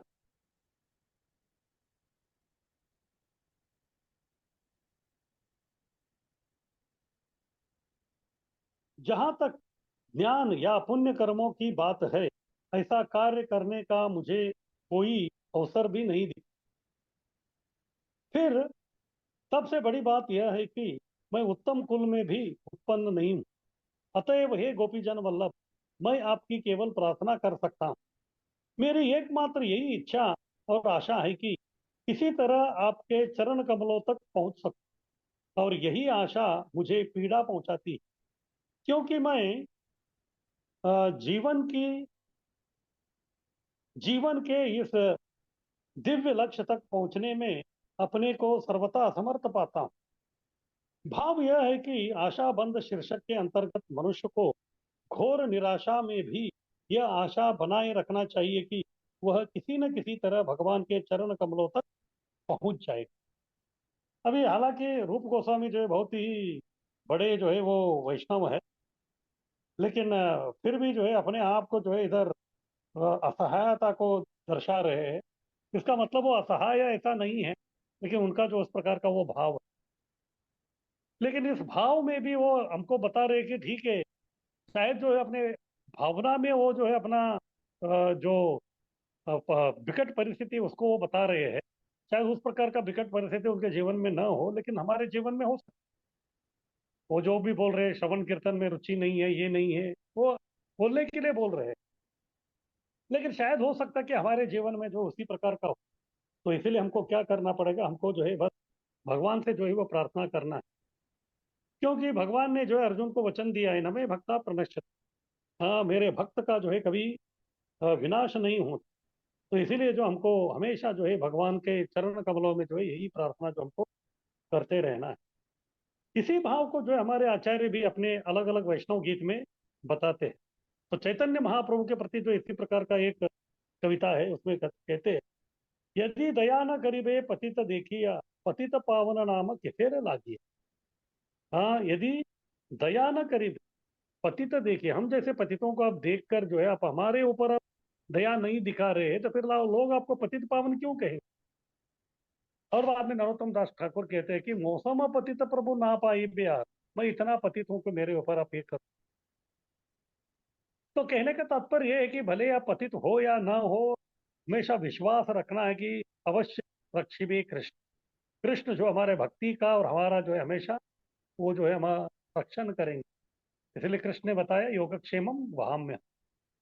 भगवत गीता में जो अलग अलग जगहों में जो है वो आपको आशा दिलाते हैं और हमको जो है इस प्रकार का हौसला बढ़ाते हैं। इस प्रकार से भक्त भी जो है आशा बंद रहता है कि उसको लगता है कि एक दिन जो है मैं कृष्ण को प्राप्त करूंगा। ये है आशा बंद। उसके बाद छठा है समुत्कंठा। कंठ, कंठ यानी कि गला, उत्त यानी कि ऊपर उठाना। हाँ, उत्कंठा यानी कि ऐसे ऊपर उठाना, और समुत्कंठा यानी कि पूरी तरह उठाना।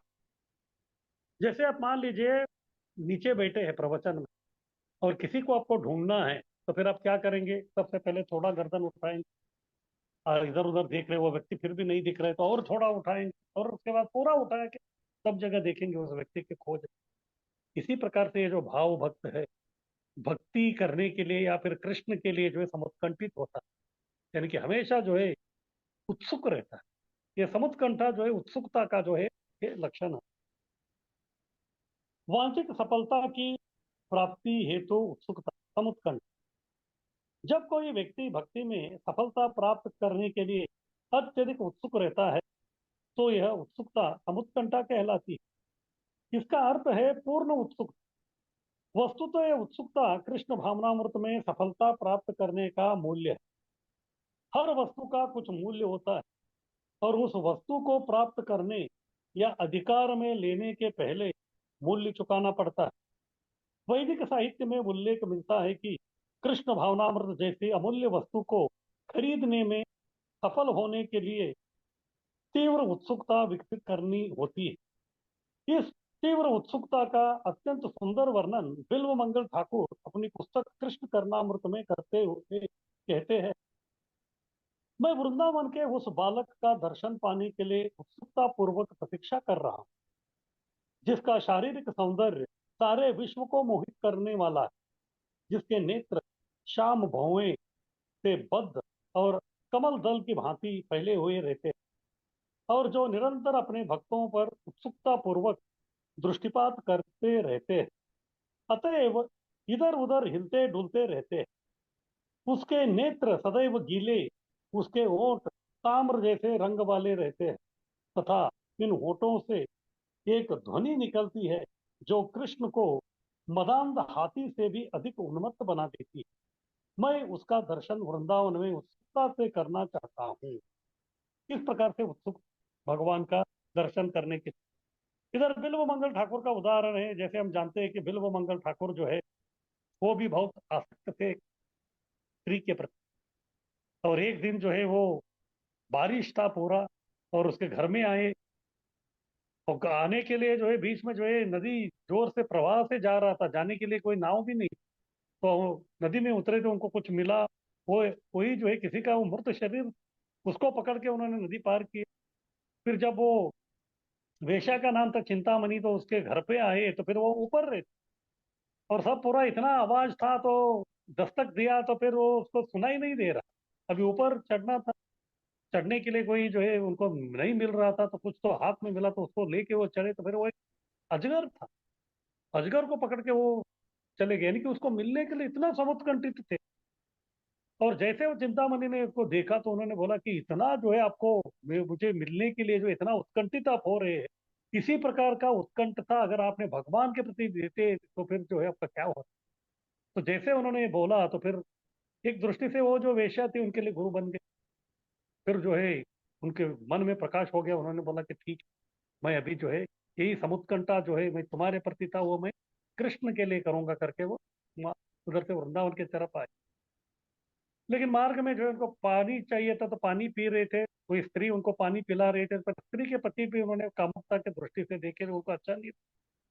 फिर उनके पास से जो है एक हेयरपिन लिया, फिर उसके जो अपने नेत्रों के उन्होंने फोड़ लिए, अंधे हो गए। फिर वृंदावन में आए, वृंदावन में आके जो है ढूंढ रहे थे कहाँ कृष्ण मिलेंगे करके। तो तभी जो है एक कविता है कृष्ण के बारे में, वो बोल रहे थे कभी उनका मैं मिलूंगा। इस प्रकार से उत्कंठता जो है वो दर्शन करा रहे हैं। उसके बाद सातवां है नाम गाने सदा रुचि। तो ये जो व्यक्ति है भाव भक्त, हमेशा जो है कृष्ण का जो नाम कीर्तन है उसके प्रति जो है हमेशा उसका जो है रुचि रहता है। भगवान के पवित्र नाम कीर्तन में अनुरक्त। उसी कृष्ण करनामृत पुस्तक में राधा रानी के नाम कीर्तन से संबंधित एक अन्य कथन मिलता है। राधा रानी की एक सखी कहती है, हे गोविंद, अब राजा वृषभानु की पुत्री अश्रुपात कर रही, और वह आपके पवित्र नाम कृष्ण कृष्ण का उत्सुकता से उच्चारण कर रही। तो ये है नाम गाने सदा रति। जैसे राधा रानी थी, हमेशा जो है कृष्ण का नाम का जप करते रहते। इसीलिए उसी राधा भाव में जब चैतन्य महाप्रभु आए तो फिर चौबीसों घंटे वो भी जो है हरिनाम ही लेते थे। यहाँ तक गंभीरा में जब रहते थे तो रात भी वो सोते नहीं थे, या फिर श्रीवास आंगन में तभी भी रात भर ये लोग सोते नहीं थे। रात भर भी जो है हमेशा जो है कीर्तन उनका चलता रहता था। इस प्रकार हरि का नाम लेने में, हरि का नाम का गुणगान करने में जो है हमेशा जो है रुचि, आसक्ति वो जो है सब दिखाते। तो किसी को कुछ कहना है इसके बारे में?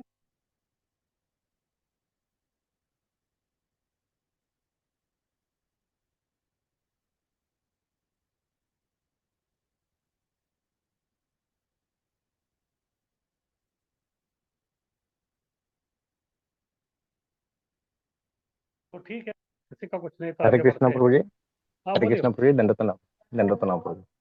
प्रभु जी, स्टार्टिंग में अभी आप अ, कृपा, भगवान की बिना कृपा के तो हम आगे नहीं बढ़ सकते हैं। तो हम भक्ति भी कर रहे हैं और भगवान आपने बोला कि देख भी रहे हैं हम कितना भक्ति कर रहे हैं। तो प्रभु जी, अभी भगवान की कृपा कब तक प्राप्त होगी? जब तक हमारे अनर्थ निवृत्ति जब तक नहीं होगी तब तक, या भगवान ऐसे ही सबको कृपा करेंगे प्रभु जी? देखिए, भगवान की जो कृपा है वो बारिश का पानी जैसा है। जो बादल है वो इधर ही बरसना है उधर ही बरसना ऐसा नहीं है, सब जगह वो बरसते रहते हैं। लेकिन हाँ अगर प्रभु। कोई व्यक्ति जो है उसके हाथ में जो है पात्र है, बर्तन है, अगर वो हाँ बर्तन को जो है उसने उल्टा रखा है और उसमें पानी नहीं आ रहा है और वो प्यासा ही है, तो फिर वो भगवान को जो है वो, या फिर बादल को जो है वो गाली नहीं दे। हाँ इस प्रकार हाँ से भगवान की जो कृपा है सबके ऊपर समान ये हो रहे, कम से कम हमको जो है बर्तन जो है सीधा रखना, यानी कि जो मिल रहा है उसको स्वीकार करना। हाँ तो जितना आप स्वीकार करेंगे उतना जो है आपका जो पात्र है वो भरते जाएगा, एक दिन जो है पूरा भर जाएगा। जब आप उसको पिएंगे तो फिर आपका जो प्यास है वो बुझ जाएगी। इस प्रकार हाँ से हाँ। कृपा जो है भगवान के हमारे ऊपर जो है एक होता है। और हम भक्ति में आए हैं कृपा से, भक्ति कर रहे हैं कृपा से, और भगवत धाम जाएंगे भी कृपा से। लेकिन हाँ उस प्रभु। कृपा को प्राप्त करने के लिए, यानी कि भगवान का जो कृपा मिल रहा है उसको जो है थोड़ा कीमत देने के लिए, उसका जो वैल्यू ये करने के लिए हमको जो है रेसिप्रोकेट यानी कि आदान प्रदान करना जरूरी है। जैसे हम भी देखते हैं घर में जो है माता पिता है और बच्चा है। माता पिता जो है बच्चे के लिए सब कुछ करने के लिए तैयार है, लेकिन उसका जो है वो आदर करना चाहिए। अगर वो आदर हाँ नहीं वो कर तो रहा है तो फिर माता पिता सोचेंगे कि अरे जाने दो, ये तो क्या है, कुछ ऐसे ही है करके वो बंद इसलिए जितना भी हमको हम्म। मिल रहा है ना उसको कीमत समझ के जो हमको उसको स्वीकार करना है। जितना स्वीकार करेक्ट। करेंगे और ज्यादा मिलेगा और ज्यादा मिलेगा। हम्म। हाँ, इसका मतलब भगवान जो भी हमको दे रहे हैं वो भगवान की कृपा के हिसाब से हमारी भक्ति, हमको जो समय मिल रहा है वो सब कुछ भगवान की कृपा से ही मिल रहा है, ऐसा हम समझना। हाँ, बस पूरा भक्ति का जो खेल है ना वो कृपा का ही।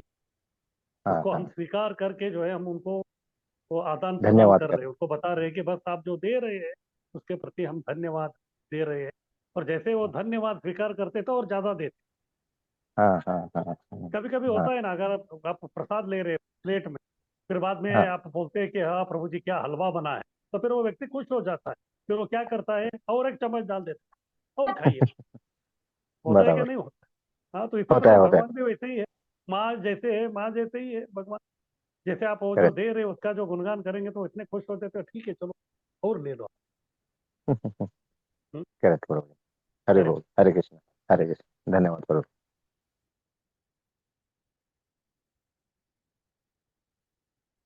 उसके बाद आठवां है आसक्ति तद गुणाख्यान। भगवान के दिव्य गुणों का वर्णन गुणाख्यान करने की सुख। कृष्ण कर्णामृत में भगवान की महिमा के कीर्तन की अनुरक्ति का भी वर्णन इस प्रकार हुआ है। मैं उस कृष्ण के लिए क्या करूं जो समस्त आनंद की धारणाओं से अधिक आनंदप्रद है, और जो चंचल बालकों से भी अधिक नटखट।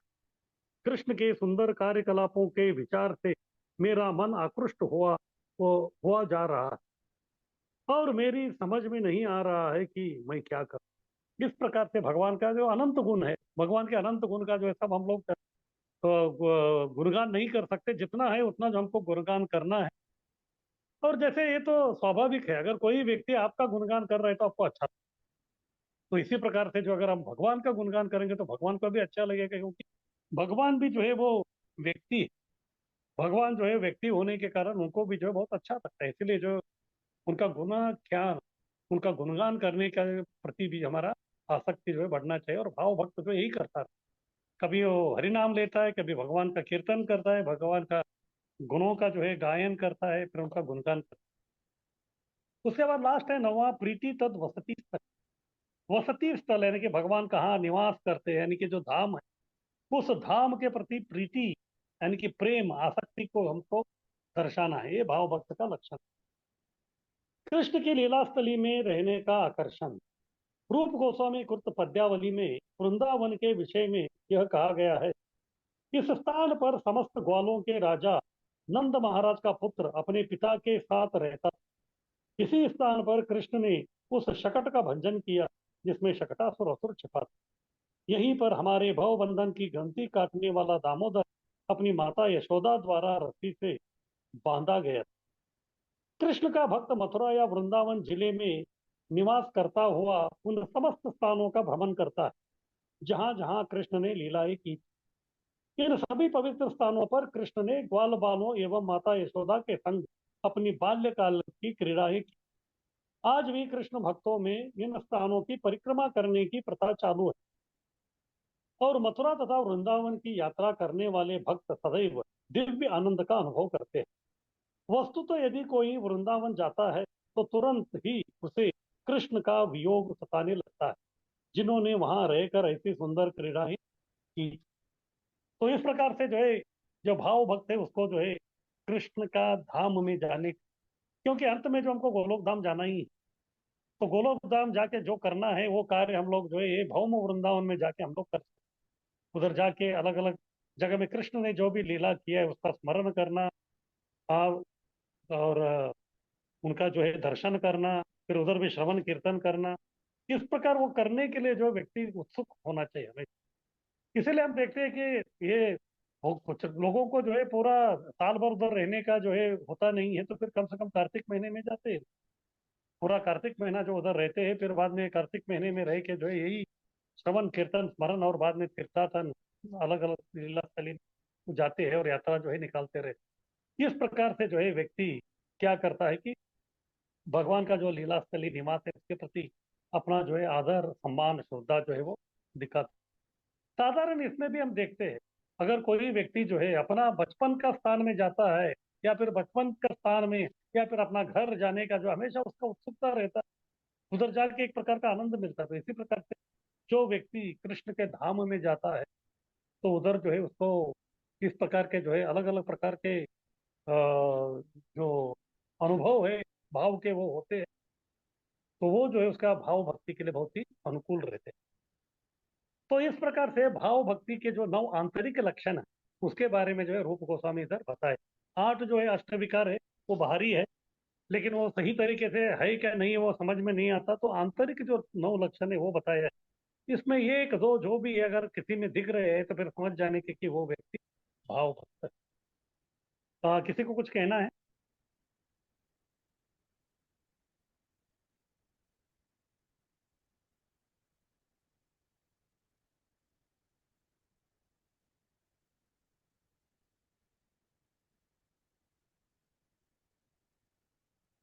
तो ठीक है, ये है भाव भक्ति, जिसको रति भी कहते हैं। जैसे हमको जो है शुद्ध नाम लेना है, हाँ, हरे कृष्णा कृष्ण कृष्णा हरे हरे, हरे राम राम राम हरे हरे।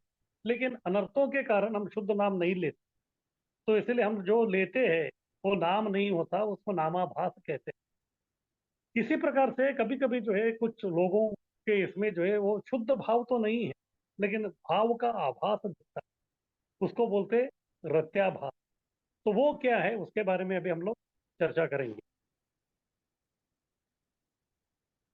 कृष्ण के कार्यकलापों को स्मरण करने के प्रति ऐसा आकर्षण कृष्ण अनुरक्ति कहलाती है। किंतु निर्विशेषवादी दार्शनिक तथा योगी भक्त के प्रदर्शन द्वारा परब्रह्म में तल्लीन होना चाहते हैं। कभी कभी वे कृष्ण की लीला स्थलियों का भ्रमण करने की शुद्ध भक्तों की भावना का अनुकरण करते हैं, किंतु उनका एकमात्र लक्ष्य मुक्ति लाभ होता है। अतएव उनके ऐसे कार्यों को अनुरक्ति नहीं माना जा सकता। तो कभी कभी मायावादी या तथाकथित जो लोग हैं, तो भक्तों का ये जो भाव भक्ति के जो लक्षण है उसको जबरदस्ती दिखाते हैं। हाँ, अगर जबरदस्ती वो दिखा रहे हैं तो इसका मतलब ये नहीं कि उनमें भाव आया है। तो हो सकता है कि कभी थोड़ा दिखाएंगे तो फिर वो भावाभास, वो आभास है। जैसे सूरज आने से पहले जो है थोड़ा लाइट दिखता है, वो पूरा सूरज नहीं आया, केवल वो लाइट। इस प्रकार से ये जो भावाभास है केवल थोड़ा लाइट है, और असली भाव जो है जब सूरज निकलेगा तभी जो है वो उसको भाव भक्ति कहते हैं। इस प्रकार से जो है ये इसको आभास कहते हैं, यानी कि शुद्ध जो रति है या शुद्ध भाव जो है वो नहीं है। जैसे एक बार हरिदास ठाकुर जो है बहुत ही ऊंचे भक्त है, नामाचार्य, और एक बार जो है वो मार्केट बाजार में थे, तभी उन्होंने देखा कि एक जो मदारी है, या फिर एक जो सपेरा है, सपेरा जो है एक बीन बजाते हुए जो है नाग को जो है वो नृत्य करा रहा। तो जैसे हरिदास ठाकुर ने इसको देखा तो फिर उनको जो है कृष्ण का कालिया का स्मरण आ गया, कालिया लीला का जैसे स्मरण आ गया, तो उनके अंदर जो है, क्योंकि भाव भक्ति तो अंदर है तो ये भाव भक्ति के अष्ट विकार जो है वो दिखाना आरंभ कर दिया। तो फिर बाद में सब लोग जानते थे कि ये बहुत बड़े महात्मा है हरिदास ठाकुर, तो सब लोग जो है उनको नमस्कार करने लगे, सब कुछ उनको जो आदर सम्मान करने लगे। उसी जो जो लोगों का जो समूह था उसमें एक ब्राह्मण, लेकिन वो भक्त नहीं था। उन्होंने देखा कि ये तो व्यक्ति मुसलमान है, और मुसलमान जो है थोड़ा डांस कर रहा है, ये सब कर रहे हैं, तो फिर लोग जो है क्या कर रहे हैं, उसको इतना सम्मान दे रहे हैं। अगर एक मुसलमान के प्रति लोग इतना सम्मान दे रहे हैं तो मैं तो ब्राह्मण हूँ, तो भाई इस प्रकार करूंगा तो फिर क्या होगा। तो उन्होंने क्या किया, नाटक करना का आरंभ करते जैसे हरिदास ठाकुर कर रहे थे। लेकिन लोगों को मालूम था ये ढोंगी व्यक्ति है करके, फिर लोग जो है लकड़ी लेके जो उसके पीछे लग। इस प्रकार से जो है कुछ लोग रहते हैं, हाँ, वो दिखाने का कोशिश करते हैं, तो ये जो है केवल ओरिजिनल भाव नहीं है, तो भाव का जो है केवल एक आभास रहता है। रूप गोस्वामी कहते हैं कि शुद्ध भक्तों द्वारा प्रदर्शित कृष्ण अनुरक्ति कर्मियों या ज्ञानियों के हृदयों में संभवतः पूर्ण नहीं हो सकती, क्योंकि शुद्ध कृष्ण भावनामृत के प्रति ऐसी अनुरक्ति दुर्लभ है और अनेक महात्माओं के लिए भी प्राप्त कर पाना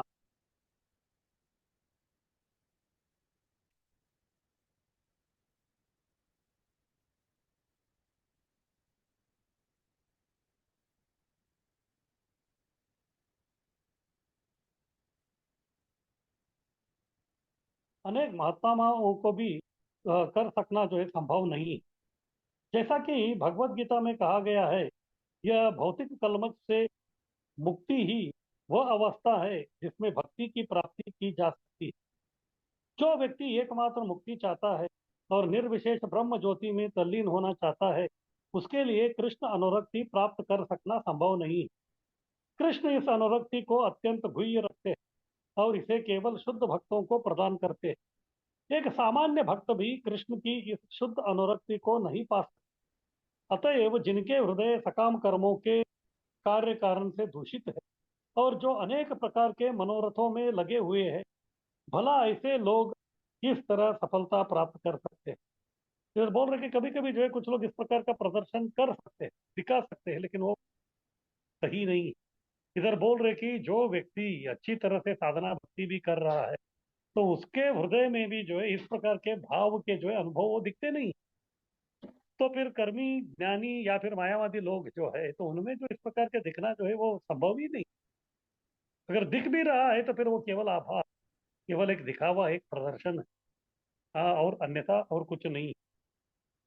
तो इधर जो है भगवत गीता के बारे में उधर उल्लेख है, जैसा कि भगवत गीता में कहा गया है कि भौतिक कलमश से मुक्ति ही वह अवस्था है जिसमें भक्ति की प्राप्ति की जा सकती है। तो ये है भगवत गीता का 7वें अध्याय का 28वां श्लोक। तो इसमें बोलते हैं, येषाम तो अंतगतम पापम जनानाम पुण्य कर्मणा ते द्वंद्व मोह विनिर्मुक्ता भजन्ते माम दृढ़व्रत। भजन्ते माम दृढ़व्रता यानी कि दृढ़ता से मेरा जो भजन करते हैं, कौन करते हैं? ये तो अंतगतम पापम, जिनका जो है पाप पूरा खत्म हो गया है। जनानाम पुण्य कर्म नाम, हो पुण्य कर्म करते। ये पुण्य कर्म के बारे में प्रभुपाद जी अपने तात्पर्य में लिखते हैं कि पुण्य कर्म का मतलब यज्ञ करना या दान देना वो नहीं। पुण्य कर्म का मतलब भक्तों का या महात्माओं का संग करना। जब आप महात्माओं का संग करते हैं तो फिर कभी भक्ति करने लगते हैं तो अनर्थ निवृत्ति होता है, तो येषाम तो अंतगतम पापम, आपका पाप जो अंत हो जाता है। फिर तभी क्या होता है? तो ये द्वंद्व मोह विनिर्मुक्त, इस भौतिक संसार के जो द्वंद्व है उससे जो है पूर्णता जो है वो मुक्त हो जाते हैं। हाँ, फिर बाद में जो है भजनते माम दृढ़ होता, उसके बाद जो है दृढ़ता पूर्वक वो भक्ति करते हैं। लेकिन इस प्रकार से जो है दृढ़ता पूर्वक भक्ति करने वाले लोगों में ही भी जो है भाव भक्ति जो इतना आसानी से नहीं दिखता है। तो फिर साधारण जो भौतिकवादी है, मायावादी है, कर्मकांडी है, ज्ञानी लोग है, तो उनमें जो है बहुत मुश्किल है ये। ऐसे भक्त कहलाने वाले अनेक लोग हैं जो कृष्ण की अष्टकालिक लीला का बनावटी चिंतन करते हैं। कभी कभी लोग इनका कृत्रिम अनुकरण करते हैं और यह दिखावा करते हैं कि कृष्ण उनसे बाल रूप में बातें करते हैं, या राधा रानी तथा कृष्ण दोनों पास आकर उनसे बातें करते हैं। ऐसे लक्षण यदा कदा निर्विशेषवादी लोगों द्वारा प्रकट किए जाते हैं और वे कुछ ऐसे अज्ञानी लोगों को फंसा लेते हैं जिन्हें भक्ति योग का कोई ज्ञान नहीं होता। किंतु अनुभवी भक्त इन स्वांगों को देखते ही ऐसी धूर्तता को पहचान सकते हैं। यदि ऐसे वंचक में कभी कृष्ण अनुरक्ति का अनुकरण भी पाया जाता है, तो उसे वास्तविक अनुरक्ति नहीं माना जाएगा। किंतु इतना ही कहा जा सकता है कि वंचक की ऐसी अनुरक्ति से आशा हो जाती है कि अंततः वह शुद्ध भक्ति का पद प्राप्त कर सकता है। तो कभी कभी ये प्राकृत सहजिया लोग, तो वो लोग जो अपने आप को सखी समझते हैं, अभी तो अनर्थ निवृत्ति नहीं हुआ। केवल एक पुरुष जो है साड़ी पहनने से वो सखी नहीं।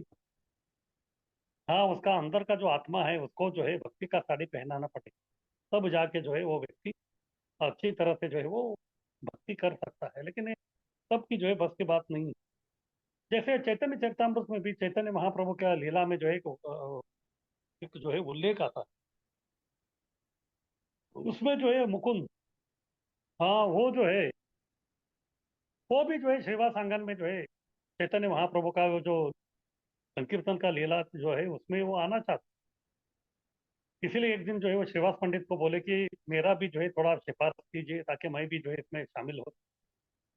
लेकिन जैसे चैतन्य महाप्रभु मुकुंद के बारे में सुनते हैं तो फिर बहुत ही आग बबूले हो जाते, क्रोधित हो जाते। वो बोलते कि ये मुकुंद, ये गंगा गया गंगादास, जमुना गया जमुनादास कहता, जब वो हमारे साथ में रहता है तो भजन कीर्तन सब करता है, और अन्य समय में जो है वो जाके मायावादियों का संग भी करता है। ये कैसा है, महाप्रभु बोलते हैं कि एक हाथ से जो है भगवान का चरण कमल को स्पर्श कर रहा है, और दूसरे हाथ में गदा लेके भगवान के सर पे मार रहा है, क्योंकि मायावादी जो इसी प्रकार करते हैं, सर पे मारने का, और भक्त लोग भगवान के चरण कमल, इस प्रकार जो है ये द्वंद्व वाला व्यक्ति है। हाँ, इस प्रकार के जो लोग हैं इनको जो है ये भाव भक्ति क्या दूसरा भक्ति भी जो है प्राप्त नहीं। तो इसीलिए इधर बोल रहे कि इस प्रकार अगर कोई व्यक्ति शुद्ध नहीं है और वो इस प्रकार वो कुछ भाव भक्ति का जो है कुछ प्रदर्शन कर रहे हैं तो फिर वो सही भक्ति नहीं। हाँ, लेकिन एक चांस है कि अगर वो व्यक्ति जो है इस प्रकार का भक्ति भी अगर उसको दिखाना है तो उसके लिए भी भक्तों का संग करना पड़ता है, क्योंकि बिना भक्तों का संग का वो व्यक्ति जो है इसको प्रदर्शन नहीं करता। अगर उसको जो है दिखाना है कि वो कितना उत्तम भक्त है तो फिर वो बाहर की दुनिया में नहीं दिखा सकता, क्योंकि बाहर के लोगों को समझ में ही नहीं आएगा ये भक्ति क्या है। उसको अपना भक्ति का जो है बनावटी प्रदर्शन भी करना है तो फिर भक्तों के बीच में ही करना पड़ेगा।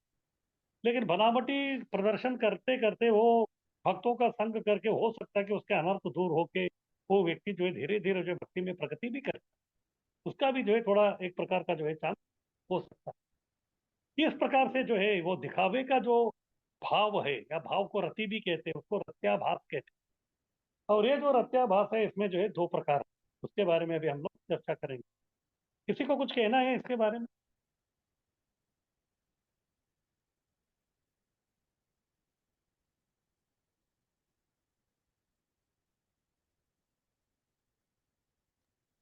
हरे कृष्णा दंडवत प्रणाम प्रभु जी। हाँ बोलिए। प्रभु जी, आपने बोला वो पुण्य कर्म के बारे में, जो भक्तों की सेवा करना चाहिए, हम वही पुण्य कर्म बोलते हैं। हम्म। लेकिन हमने ऐसा बहुत पहले सोचा था कि, और सुना भी था, जो बाहर के लोग करते हैं, दूसरों को दान देते, बड़े बड़े लोग रहते हैं जो पैसे वाले भी, सास हम्म। पटल बांधते हैं और दूसरों को दान देते हैं, भक्ति नहीं करते बाहर के लोग, वही पुण्य कर्म है, ऐसे स्वर्ग लोग जाते हैं, ऐसे कई बातें लेक्चरों में सुना है। फिर इसको हम्म। कैसे समझे हम प्रभु जी? हाँ देखिए, जो बाहर के जो लोग कर रहे हैं ना वो उनके लिए वो पुण्य कर्म है, लेकिन उनको भक्ति नहीं मिलेगी। अगर आपको भक्ति करने के लिए अगर पुण्य कर्म करना है तो फिर पुण्य कर्म केवल एक ही है कि महात्मा का संग करके उनका सेवा करना, यही एक क्या बोलते हैं पुण्य कर्म है भक्ति में। इसको बोलते हैं सुकृति या अज्ञात सुकृति। जब तक आप ये नहीं करते तब तक आपको भक्ति नहीं मिलेगी। अगर वो छोड़ के बाकी सब आप दान वान कर रहे हैं तो फिर उसके हिसाब से आप स्वर्ग में चले जाएंगे, लेकिन आपको भक्ति प्राप्त नहीं होगी। वो भी पुण्य कर्म है, लेकिन भक्ति के दृष्टिकोण से पुण्य कर्म जो है महात्माओं का संग और उनका सेवा ही। ये स्पष्ट रूप से प्रभुपाद जी अपने तात्पर्य में।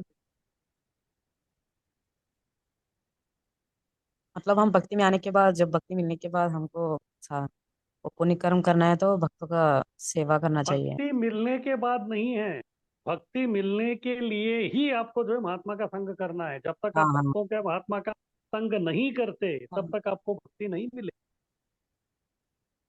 अच्छा, थैंक यू प्रभु। हरि बोल।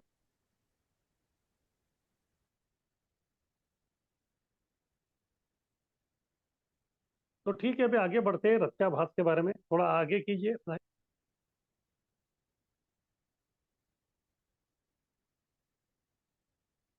अभी आगे जाइए।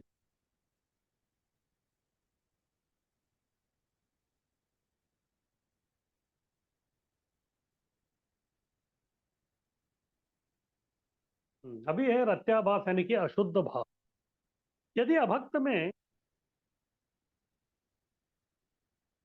हाँ दिखाइए, स्लाइड दिखाइए।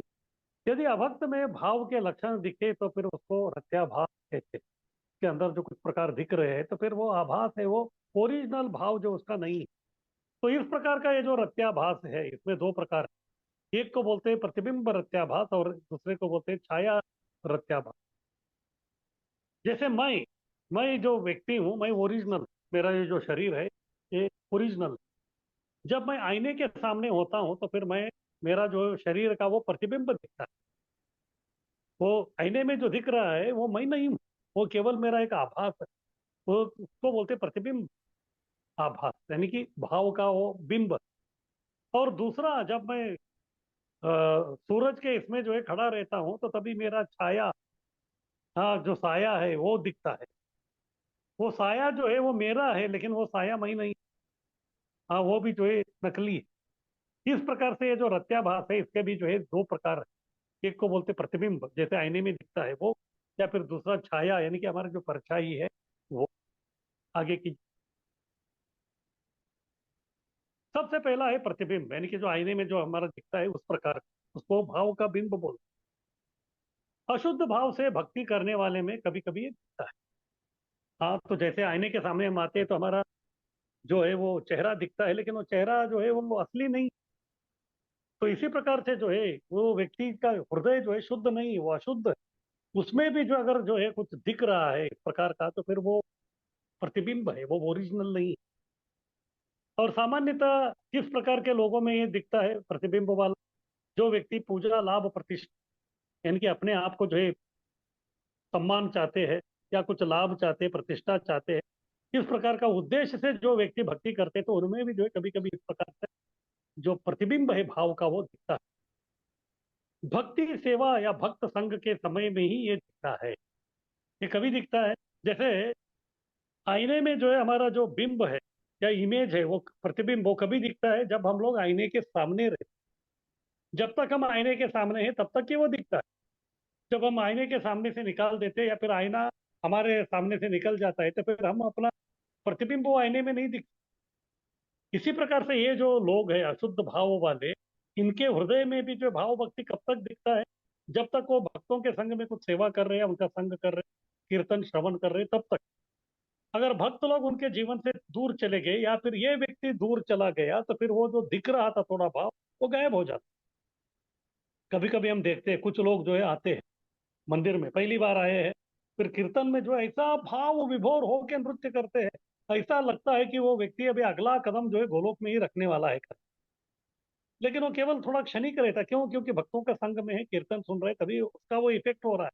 वो उसका वो असली इफेक्ट नहीं है, वो माहौल का इफेक्ट है उसके ऊपर।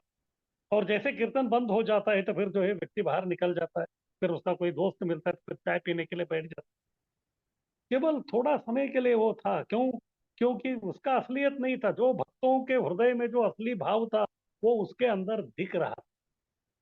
उसका परछाई या बिंब जो है वो रिफ्लेक्शन उधर वो दिख रहा है। इस प्रकार से भक्ति का सेवा या भक्त का संग जब करते हैं तभी ये दिखता है, ये रत्याभास। शुद्ध भक्त का असली भाव इनसे प्रतिबिंबित होता है। तो ओरिजिनल भाव तो शुद्ध भक्त में है। जिसका संग में वो आता है तो फिर वो जो है इसके अंदर थोड़ा वो दिख रहा है, लेकिन वो उसका वो ओरिजिनल नहीं है।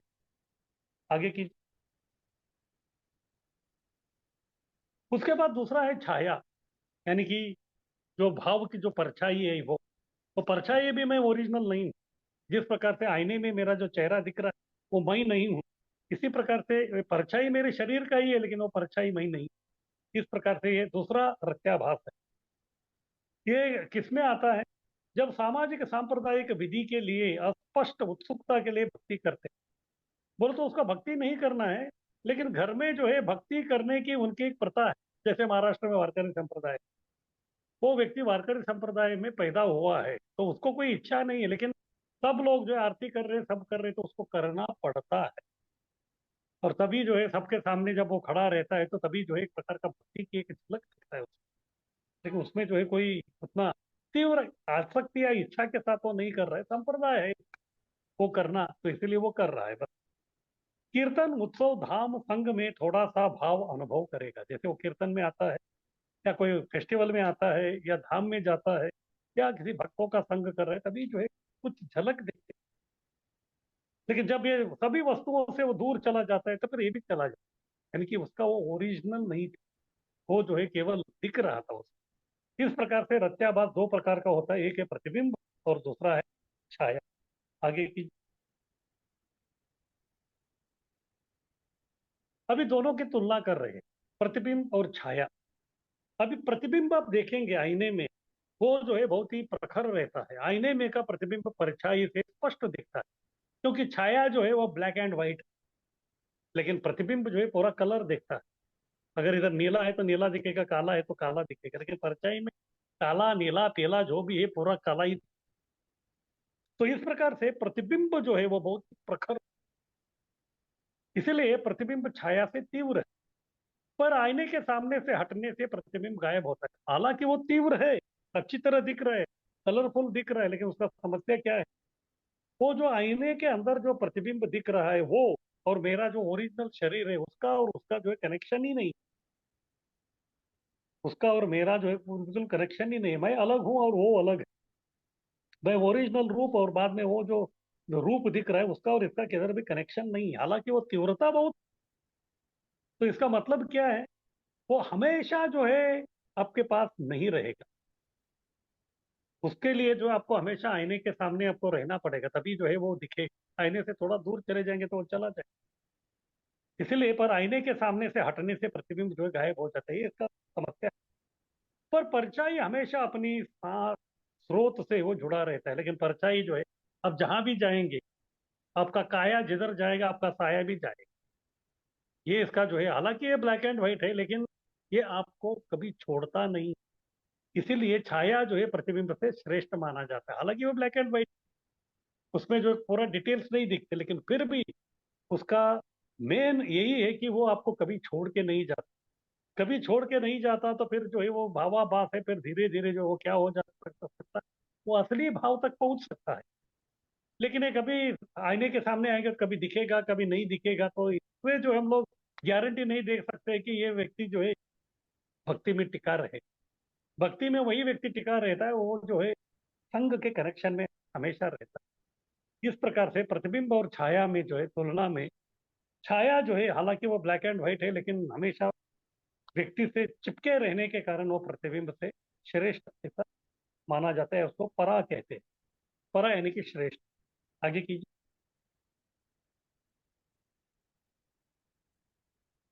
तो रत्याभास से असली रति में कैसे आएगा? ये संग कर रहा है, जो है थोड़ा शुद्ध भक्तों का जो भाव है उसमें वो प्रकट हो रहा है। तो फिर ये रत्याभास है, ओरिजिनल रति नहीं है, ओरिजिनल भाव नहीं है। तो फिर इस व्यक्ति को असली रति यानी कि असली भाव कभी मिलेगा? रत्याभास भी एक प्रकार का भाव का रुचि देता है। और ठीक है, उसके पास जो है भाव हमेशा के लिए नहीं है, लेकिन कभी कभी आ रहा है, तो फिर वो व्यक्ति को जो एक प्रकार का रुचि टेस्ट दे रहा है, भक्ति का टेस्ट या भाव का टेस्ट वो दे रहा है। यानी कि जब वो भाव भक्ति उसके पास पूरा आएगा तो तभी क्या होता है, वो टेस्ट, हायर टेस्ट उसको मिल रहा है। फिर वो हायर टेस्ट को जो है वो हमेशा के लिए प्राप्त करने के लिए वो व्यक्ति जो है पूरा कोशिश करेगा। तो इस प्रकार से जो रत्याभास भी एक प्रकार का जो है भाव का रुचि देता है। और एक बार वो रुचि लग गया तो फिर वो व्यक्ति सोचता है कि चलो मुझे इसको हमेशा के लिए प्राप्त करना। फिर उसके लिए जो है वो प्रयत्न यानी कि साधना भक्ति करना आरंभ करता है। रत्याभास का व्यक्ति ही भक्त सेवा से असली रति पाएगा, और भक्त अपराध से रत्याभास जितना भाव जो है उसको भी खो देगा। इधर दो चीज, अगर ये व्यक्ति रत्याभास वाला है, संघ की वजह से उसको रत्याभास मिल रहा है, अगर उस संघ को आगे बढ़ाते हुए वो सेवा करने लगेगा तो फिर उसका जो है भक्ति बढ़ते जाएगी। लेकिन ये रत्याभास का व्यक्ति, क्योंकि वो पूरा शुद्ध नहीं है, अगर भक्तों के प्रति अपराध करेगा तो जितना भी जो रत्याभास दिख रहा है वो भी गायब हो जाएगा।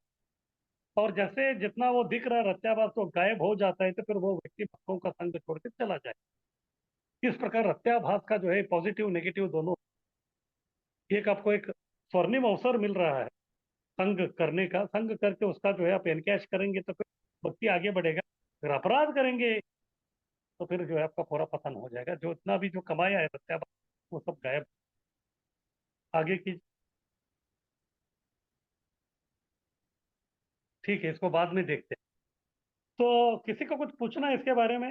मैंने बताया कि दो प्रकार का ये रत्याभास है, एक है प्रतिबिंब और दूसरा है छाया। और प्रतिबिंब तीव्र है, लेकिन वो हमेशा जुड़ता नहीं है शरीर से, तो इसीलिए जो है वो थोड़ा समय के लिए रहता है। लेकिन छाया जो है अगर वो ब्लैक एंड व्हाइट है तो भी हमेशा हमको और ऐसे जुड़े रहता है, तो फिर वो जो है वो प्रतिबिंब से श्रेष्ठ है। किसी को कुछ पूछना है इसके बारे में?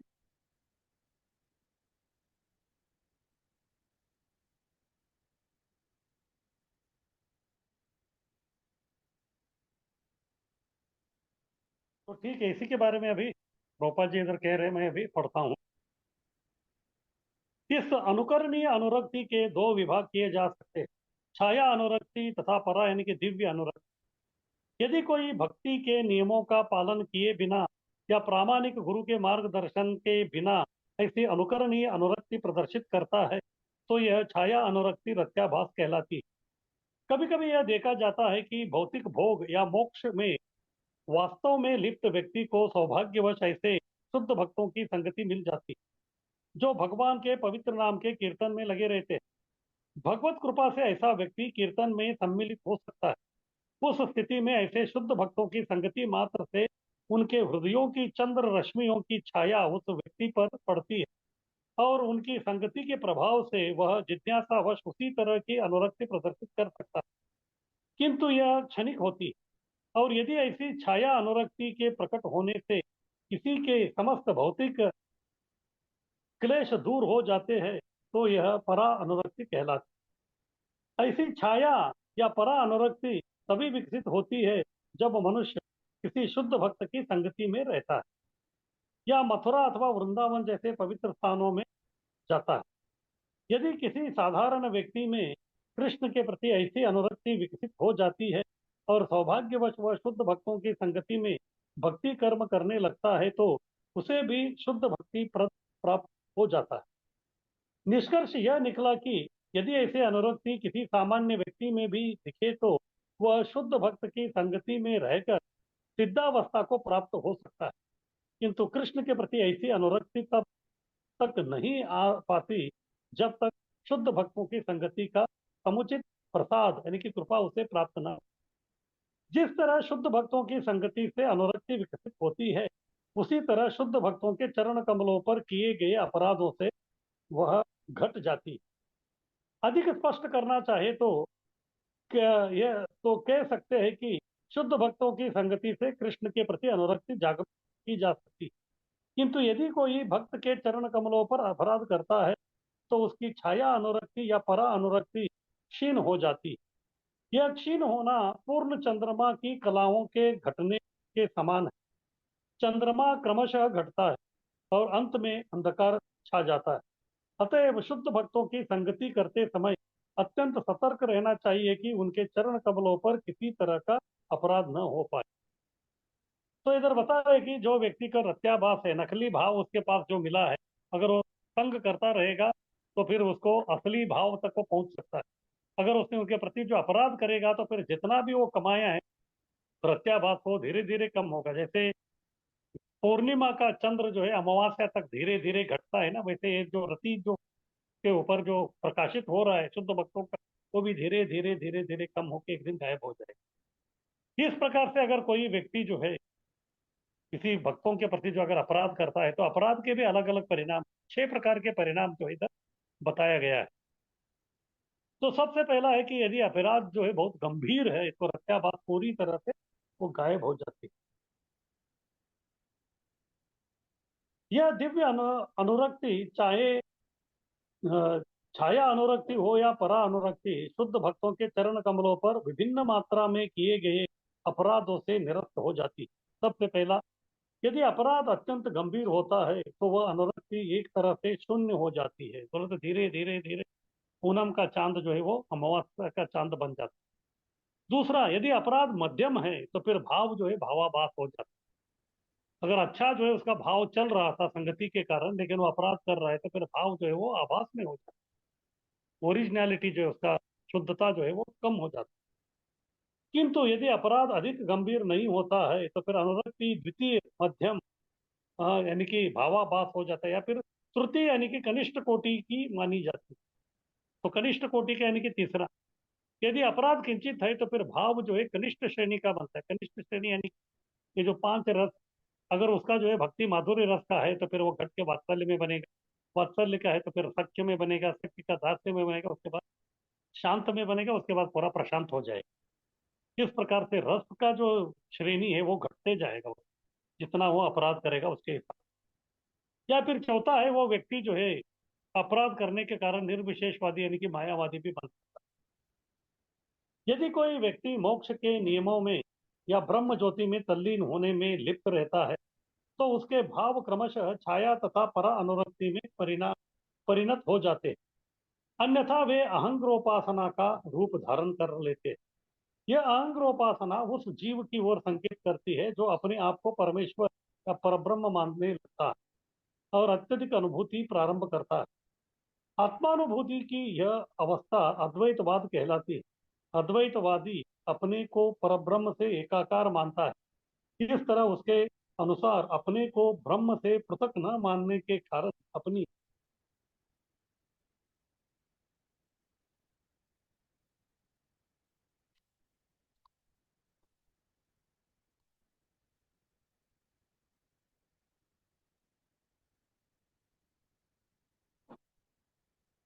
अपनी पूजा करने से परम पूर्ण की पूजा हो जाए ऐसा वो मानता है। यानी कि वो व्यक्ति मायावादी है, वो समझता है कि खुद जो है वो भगवान है। उसके बाद पांचवा है कनिष्ठ भक्त की मनोवृत्ति। पहले जो उत्तम अधिकारी का भाव था, उसके बाद मध्यम होता है, फिर बाद में वो व्यक्ति कनिष्ठ भक्त का जो है मनोवृत्ति को भी प्राप्त करता है। कभी कभी यह देखा जाता है कि नव दीक्षित भक्त बड़े उत्साह से कीर्तन तथा नृत्य में भाग लेता है, किंतु उसके मन में यह भावना रहती है कि वह परम पूर्ण से एकाकार हो गया है। अद्वैतवाद की यह धारणा शुद्ध दिव्य भक्ति से पूर्णतया भिन्न है। या फिर लास्ट है पुनर्जन्म लेना होगा। अभी भक्ति कर रहा था, अपराध किया तो भक्ति चला गया, तो फिर भक्ति को और आगे करने के लिए उसको फिर से एक जन्म लेना पड़ेगा।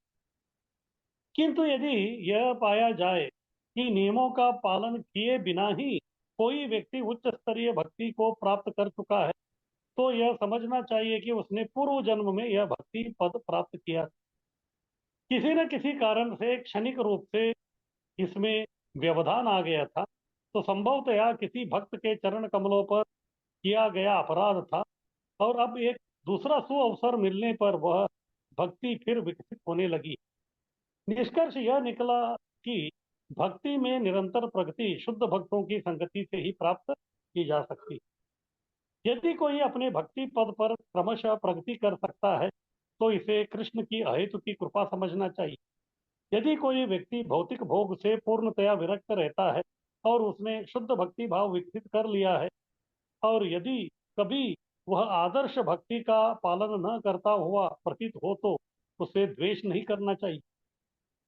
भगवत गीता में भी इसकी पुष्टि हुई है कि जिस भक्त में भगवान के प्रति अविचल श्रद्धा एवं भक्ति है और यदि वह कभी कभी शुद्ध भक्ति के लक्षणों से विफत होता है दिखाई पड़े तो भी उसकी गिनती शुद्ध भक्तों में की जानी चाहिए। तो भगवत गीता में कृष्ण बोलते हैं, हाँ अपि चेत दुराचारो भजते माम अनन्य भाव साधुरेव समन्तव्य सम्यक व्यवस्थितो ही।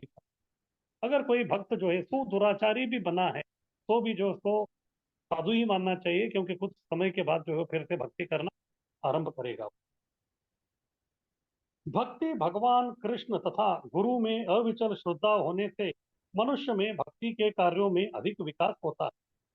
नृसिंह पुराण में कहा गया है, यदि कोई मनुष्य मनसा वाचा कर्मणा भगवान की सेवा करता है किंतु यदि वह बाह्य रूप से किसी गर्हित कार्य में संलग्न रहता है तो यह गर्हित कार्य उसकी दृढ़ भक्ति के प्रभाव से जल्द ही नष्ट हो जाएगा। यहाँ पर दृष्टांत दिया गया है कि पूर्ण चंद्रमा में भी कलंक देखा जाता है, फिर भी पूर्ण चंद्रमा द्वारा बिखेरी गई चांदनी को रोका नहीं जा सकता। इसी प्रकार प्रचुर भक्ति के बीच रंच मात्र दोष को दोष नहीं गिना जाता। कृष्ण के प्रति अनुरक्ति दिव्य आनंद है।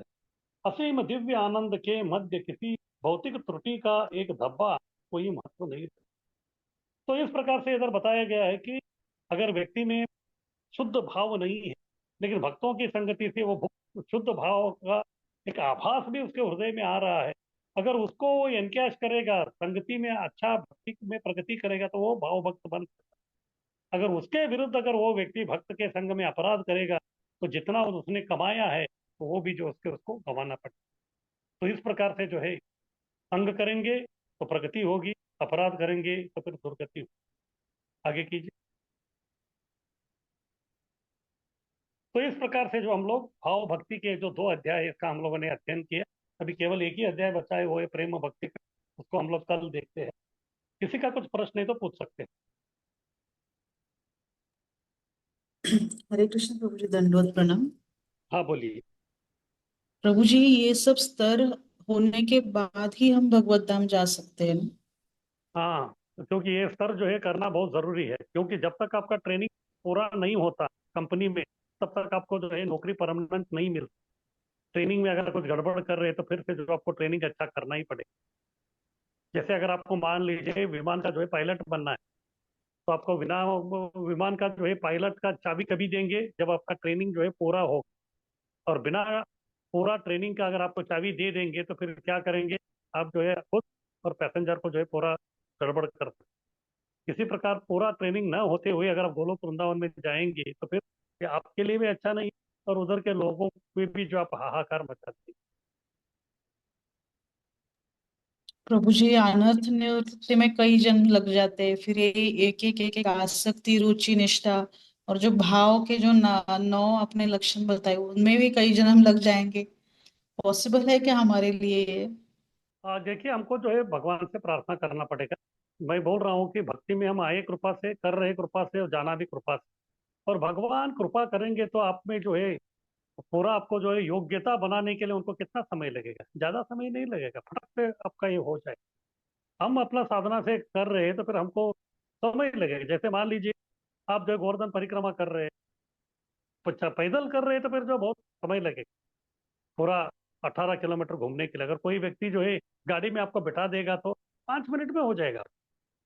तो इस प्रकार से जो हमको जो है भगवान से जो प्रार्थना करते रहना है, फिर एक दिन जो है भगवान हमारे ऊपर कृपा करके हमको गाड़ी भेजे, तो तुरंत जो है हमारा परिक्रमा जो है वो इस भौतिक संसार का पूर्ण हो जाए।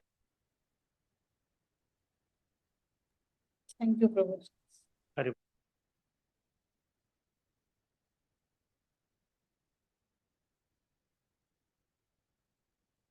तो ठीक है, फिर अभी हम लोग कल मिलते हैं, और कल इसका जो है आखिरी अध्याय है, तो हम लोग चर्चा करेंगे। बहुत बहुत धन्यवाद। मंशा कल्पतरुभ्यश्च कृपा सिंधुभ्येव च हरे पतितानां कृष्ण पावनेभ्यो प्रभु जी, वैष्णवेभ्यो दंडवत नमः। प्रणाम। हरि कृष्णा प्रभु जी। हरे कृष्णा। हरे कृष्णा प्रभु जी, दंडवत प्रभु प्रणाम। को दंडवत प्रणाम प्रभु। प्रणाम प्रणाम हरे प्रभु जी, कृष्ण प्रभु धन्यवाद। जी। दंडवत प्रणाम। हरे कृष्णा प्रभु जी, धन्यवाद प्रणाम।